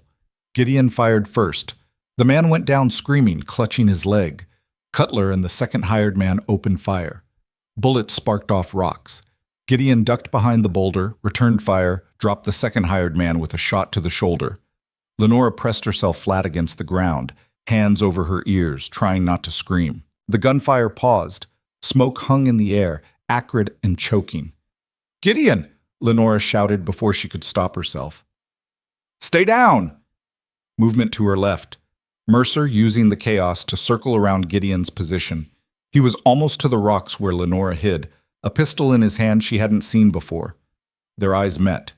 Mercer's face transformed. The mask of civilized concern dropped away, revealing something cold and hungry underneath. "Lenora," he said softly, almost tenderly. "There you are." She raised the revolver with shaking hands. "Stay back." "You're not going to shoot me." He took a step closer. "You don't have it in you. You never did. That's why you needed me. To make you strong. To burn away the weakness." "I said stay back." "Put the gun down before you hurt yourself." Another step. Close enough now that she could see the brand on his palm, the same symbol he'd burned into her skin. His mark. His ownership. Something in Lenora snapped. All the fear, all the shame, all the years of being told she was broken and defective and needed fixing, it crystallized into pure rage. She pulled the trigger. The bullet took Mercer in the chest. His eyes went wide with shock. He looked down at the spreading red stain on his white shirt like he couldn't quite believe what he was seeing. "You shot me," he said, almost confused. Then his legs folded and he dropped. Lenora stared at the revolver in her hand like it belonged to someone else. The weight of it felt impossible. The smoke curling from the barrel seemed unreal. Mercer lay on his back in the snow, blood spreading dark and fast beneath him. His breathing came in wet, rattling gasps. He was trying to speak but couldn't form words anymore. "Lenora," Gideon's voice cut through her shock. "Stay down!" She couldn't move, couldn't think. She'd shot him, actually pulled the trigger and watched the bullet tear into his chest, and now he was dying right in front of her. More gunfire cracked through the canyon. Cutler and Gideon were still trading shots, the sheriff using the fallen hired men for cover, while Gideon held his position behind the boulder. "Give it up, Hale," Cutler shouted. "It's over." "Not how I see it." A bullet struck inches from Gideon's head, spraying rock fragments. He ducked, fired back. The shot went wide. Lenora forced herself to move, crawled toward Mercer on her hands and knees, the revolver still clutched in her shaking grip. She needed to know, needed to see his face one more time and understand that this was real, that he was actually dying, that the nightmare might finally be ending. His eyes found hers as she approached. They were still clear, still aware. Blood bubbled at the corner of his mouth when he tried to speak.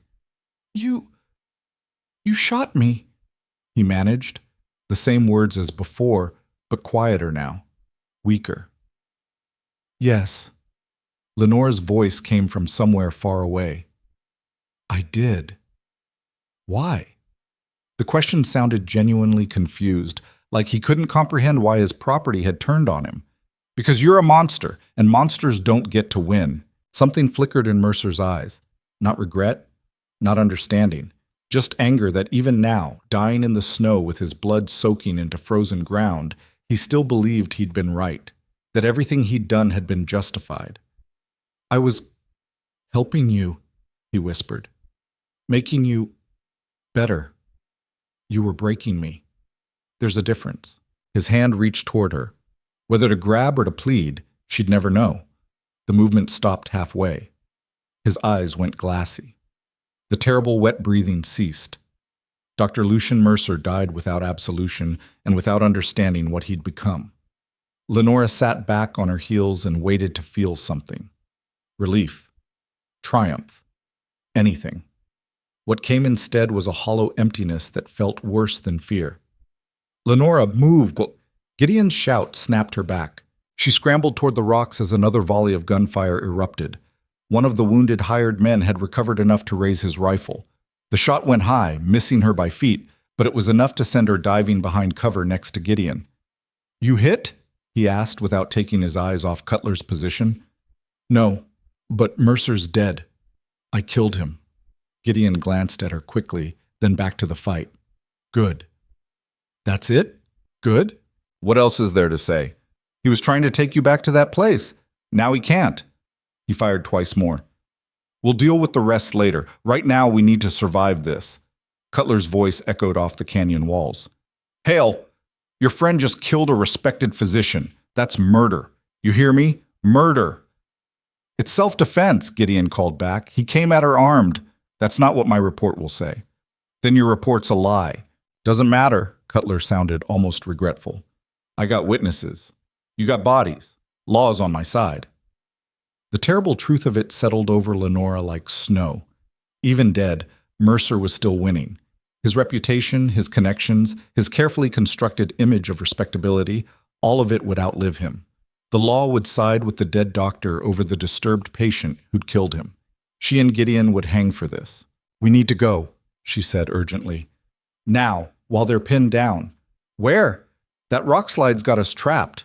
Then we go over it, leave the horses, climb. Gideon looked at the 10-foot pile of boulders and unstable scree. That's suicide. One wrong step and the whole thing could collapse. Staying here is definitely suicide. Lenora was already moving, stuffing ammunition into her pockets. You said you trusted me to know when to run. I'm saying run. Now. He stared at her for one long moment. Then he nodded. All right, but I go first. Test the footing. They made their move during the next exchange of gunfire. While Cutler was reloading, they broke from cover and sprinted for the rock slide. Gideon hit it first, scrambling up the loose stones with Lenora right behind him. A shout from Cutler. They're climbing! Stop them! Bullets sparked off rocks. One of the wounded hired men fired wildly, his shots going everywhere except where they needed to. Gideon was halfway up when his foot punched through a gap between boulders. He went down hard, cursing. Lenora grabbed his arm and hauled him back up with strength she didn't know she had. Keep moving, she gasped. They clawed their way higher. Loose stones shifted and tumbled beneath them, creating small avalanches that cascaded down toward the canyon floor. The whole pile felt unstable, like it might come apart at any moment. Behind them, Cutler had stopped shooting. Don't follow them, he shouted to his men. That slide's not stable. Let it take them. Lenora's hand found the top of the rock slide. She pulled herself over, then turned to help Gideon. He grabbed her wrist and she pulled, both of them straining, until he rolled over the crest beside her. On the other side was a steep slope dropping into thick pine forest. Beyond that, mountains stretching endlessly north. Go, Gideon said. They half ran, half slid down the slope, using trees to slow their descent. Behind them came the rumble of shifting rock. Lenora glanced back to see the entire rock slide collapsing, boulders the size of wagons tumbling into the canyon in a cloud of dust and snow. If Cutler or his men had tried to follow, they were buried now. The thought should have bothered her. It didn't. They reached the bottom of the slope and kept running until the trees grew too thick to navigate quickly. Only then did they stop, both of them gasping for breath. hands on knees. You think they're dead? Lenora managed. Don't know. Don't care. Gideon straightened up, looking back the way they'd come. Either way, we can't go back. That canyon's impassable now. So we keep going north. On foot, in winter, with no horses and limited supplies. He didn't sound hopeful. We've survived worse. Have we, though? Lenora looked at him, really looked. His face was gray with exhaustion. Blood trickled from a cut on his forehead where rock fragments had hit him. His hands were shaking from cold or adrenaline or both, but he was alive. They both were. Yes, she said firmly. We have, and we'll survive this too. Gideon held her gaze for a moment. Then, incredibly, he smiled. You sound pretty sure about that. I'm choosing to believe it. Someone once told me that's how it works. Smart man, whoever he was. Stubborn, anyway. They rested for 10 minutes, then started walking north. The terrain was brutal. Steep climbs followed by treacherous descents, deadfall blocking their path, snow deep enough to make every step exhausting. But they pushed through, driven by the knowledge that stopping meant dying. Night fell fast in the mountains.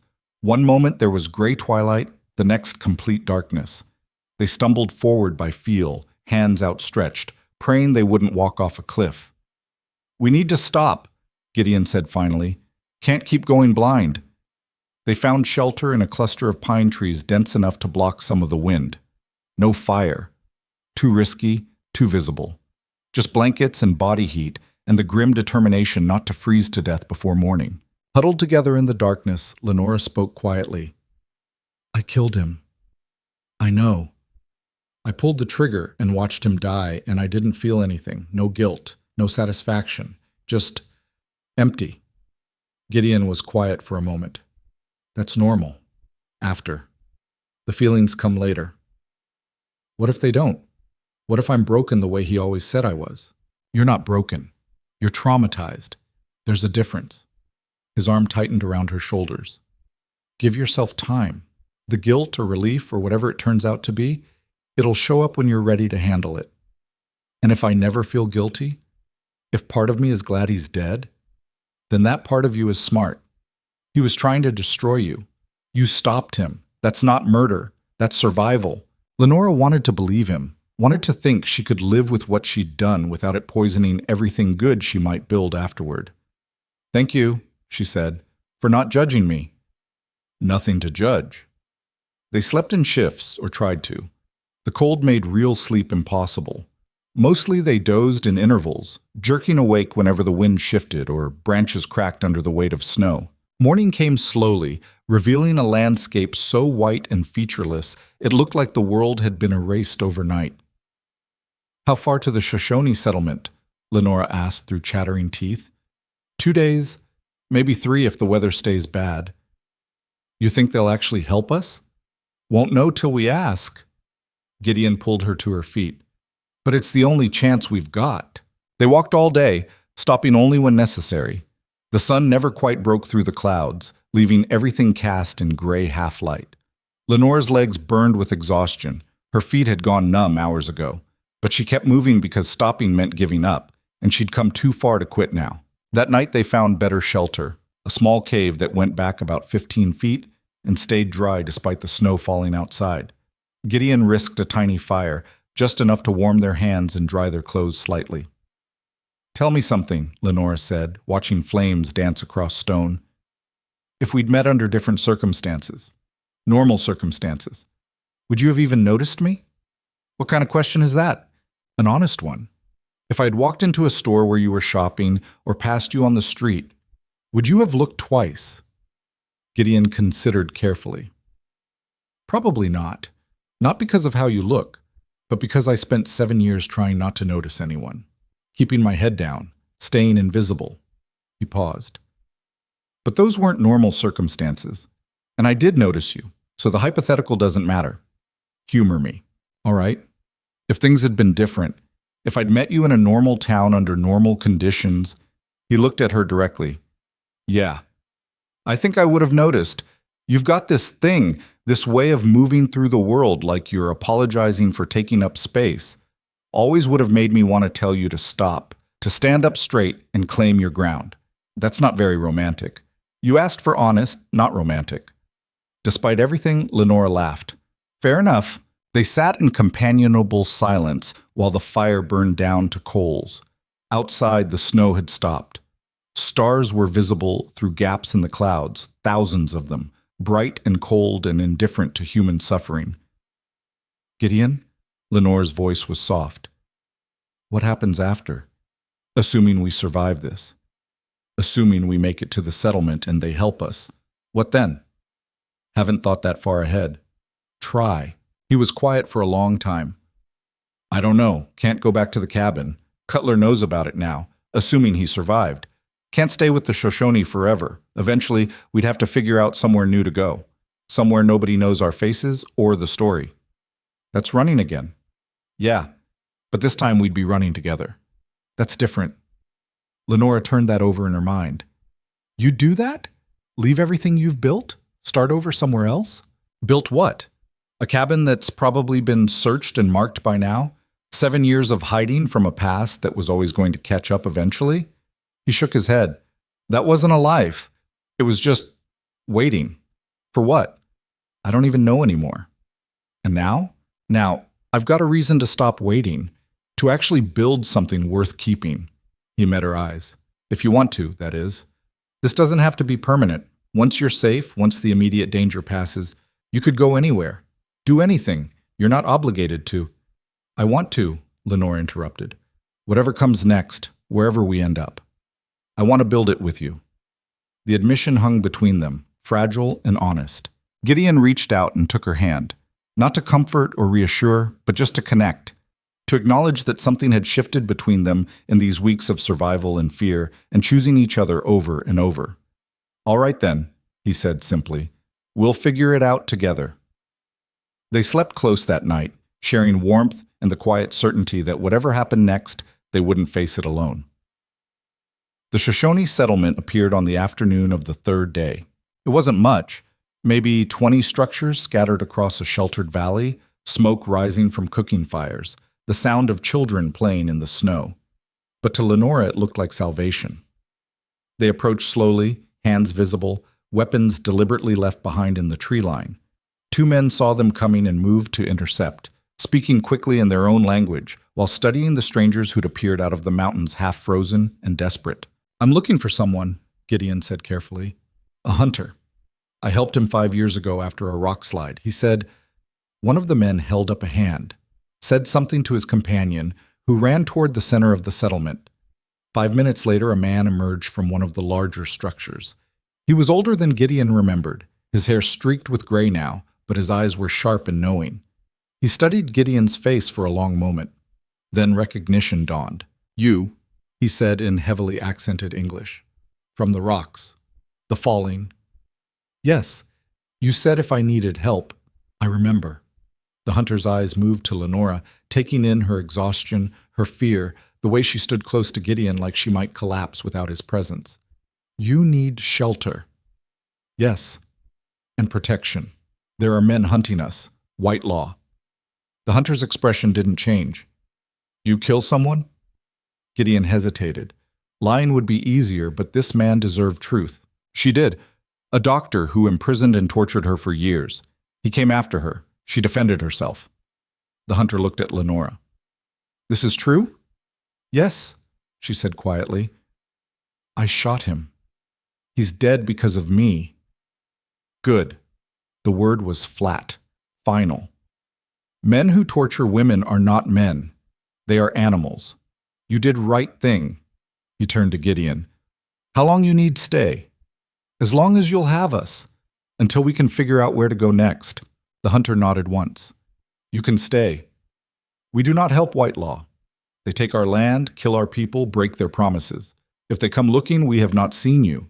He gestured toward the settlement. Come. You eat. Rest. Then we talk about after. Relief so intense it hurt flooded through Lenora. Her legs went weak. Gideon caught her before she fell. Easy, he murmured. We made it. Did we?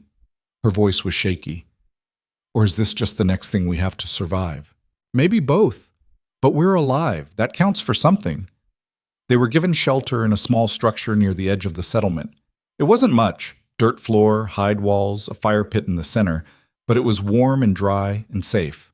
Women brought them food, venison stew, and some kind of bread made from roots Lenora didn't recognize.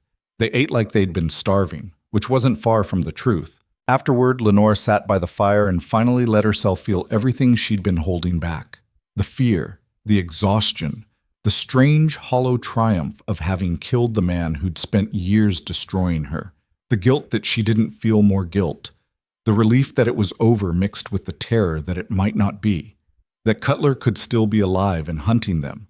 That the law would never stop looking for the woman who'd murdered a respected physician. Gideon sat beside her and didn't try to make it better with words. Just stayed present while she shook and cried and worked through the impossible weight of surviving when part of her had been convinced she'd die in that canyon. When the tears finally stopped, Lenora spoke. "I need to burn the dress." "Which one?" "The gray one. The one from the facility." She looked at him. "I kept it because I thought I needed it. Needed that reminder of what I'd survived. But I don't. Not anymore. It's just holding me to something I need to leave behind." "You sure?" "Yes." They pulled the gray wool dress from their meager supplies. Lenora held it for a moment, feeling the weight of everything it represented. 2 years of suffering, 3 weeks of running, the belief that she'd never be more than what Mercer had tried to make her. Then she fed it to the fire. The fabric caught quickly, flames consuming the heavy wool with eager efficiency. Smoke rose toward the smoke hole in the roof, carrying with it the last physical remnant of Dr. Lucian Mercer's attempt to break her. Lenora watched it burn and felt something loosen in her chest. Not healing. Healing would take years, maybe forever. But the beginning of it, the first small step toward believing she could be more than her trauma. "Better?" Gideon asked. "Getting there." That night she slept without nightmares for the first time since the facility. Not because the fear was gone, it would never fully leave, but because she'd finally started to understand that surviving wasn't the same as living, and she was tired of just surviving. They stayed with the Shoshone for 6 weeks. In that time, Lenora learned that safety could be more than just the absence of immediate danger. It could be children laughing without fear, women working together without competition, men who protected without dominating. She helped where she could, sewing, cooking, tending to small tasks that made her feel useful rather than burdensome.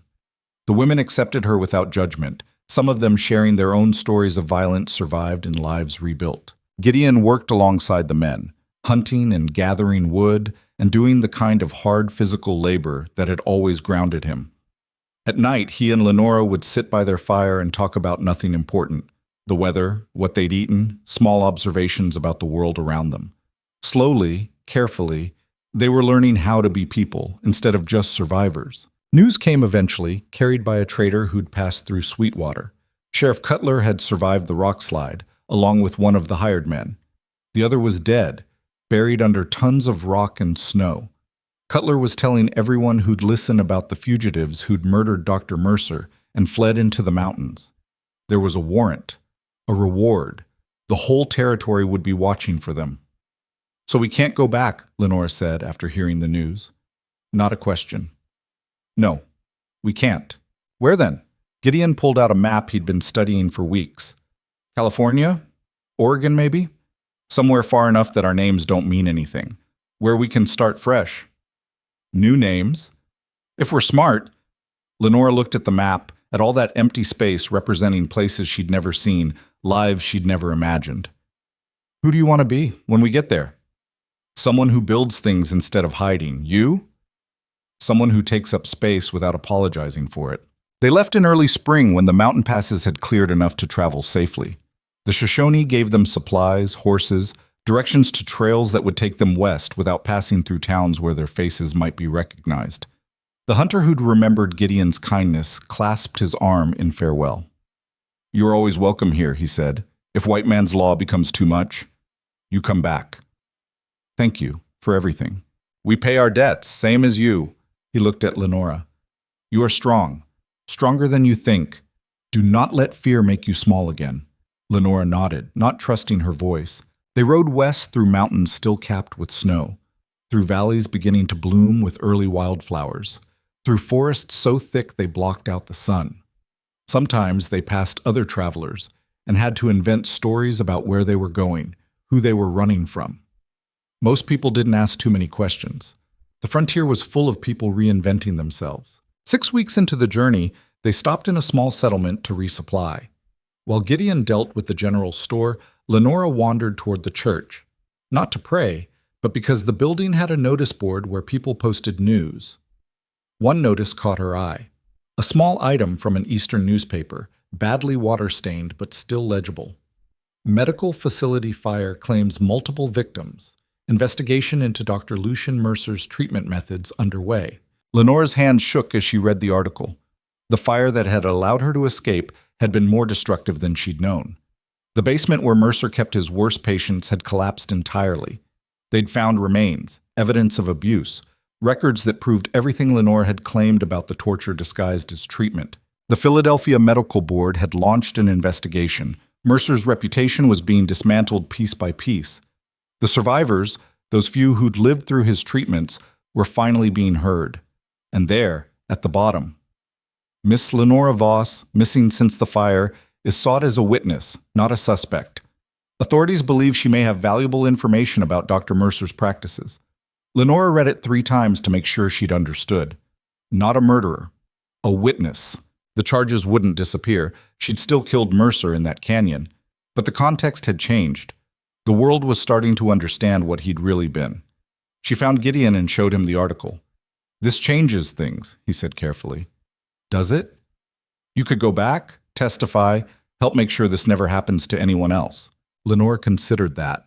The idea of returning, of facing everything she'd run from, made her stomach turn. But there were other women still trapped in facilities like Mercer's, other doctors using the same methods, hiding behind the same veneer of respectability. "No," she said finally. "I can't go back. Not yet.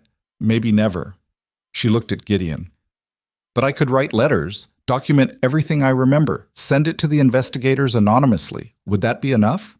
"It's something, more than most people do." "Then that's what I'll do."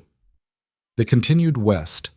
Lenora wrote her testimony in a journal as they traveled, page after page of careful documentation about the facility, the treatments, the women who'd disappeared. She wrote until her hand cramped and her memories felt drained of their immediate power. When they reached Sacramento, she mailed the journal to the Philadelphia Medical Board with no return address. Then she burned the notes she'd kept, letting that chapter close as completely as it could. They settled in a small town north of Sacramento called Redding, bought land with money Gideon had saved over the years, built a house with their own hands, rough and imperfect but solid, planted a garden, acquired chickens and 2 goats. Lenora sewed for money, her skills refined through years of forced practice now put to her own purposes. Gideon worked as a carpenter, building things instead of hiding from them. They lived as Mr. and Mrs. Grant, names picked from a census record that belonged to people who died young and left no family. It wasn't perfect. Sometimes Lenora still woke screaming from nightmares. Sometimes Gideon would go quiet for days, wrestling with demons he couldn't name. But they built a life anyway. Imperfect and honest and theirs. 3 years after settling in Redding, Lenora stood in her garden and looked at what she'd made. The house with its crooked shutters and solid foundation, the vegetables growing in neat rows, the blue dress she wore, one of 6 she'd made in different colors and styles because she'd wanted them, not because anyone had told her what she should want. Gideon came around the corner carrying lumber for an addition they were building, a proper workshop where Lenora could sew and he could do his carpentry. "You all right?" he asked, seeing her standing still in the afternoon light. "Yeah," Lenora smiled, "just thinking about how far we've come. Long way from Wyoming. Long way from a lot of things." He set down the lumber and came to stand beside her. They looked at their small kingdom together, rough and imperfect and built from survival and stubbornness. "You think about him still?" Gideon asked. "Mercer?" "Sometimes. Less than I used to." Lenora touched her side where the brand still marked her skin. She'd thought about having it removed but decided to keep it, not as a reminder of what he'd done to her, but as proof of what she'd survived. "He wanted to make me small, ashamed, broken. He failed." "Yeah, he did. I'm not saying I'm healed or that I don't still carry the damage, But I get to decide what that damage means now, not him. Gideon nodded slowly. That's all anyone can do. Decide what their scars mean instead of letting the scars decide for them. They went back to work as the afternoon faded toward evening, building their addition, tending their garden, living their imperfect life. The world kept turning. Somewhere men were still cruel and systems still protected them. Somewhere women were still being hurt and told it was for their own good. But here, in this small corner of California, two people who'd refused to break were proving that survival was just the first step. That living, really living, with scars and memories and the determined belief that tomorrow could be better than yesterday was the real victory. Lenora Voss had started as a woman who apologized for existing. She'd become a woman who claimed her space in the world and dared it to tell her she didn't belong. That transformation hadn't happened overnight. It wasn't complete and never would be. Healing wasn't a destination, but a direction, something you move toward one small choice at a time. But she was moving, and that was enough.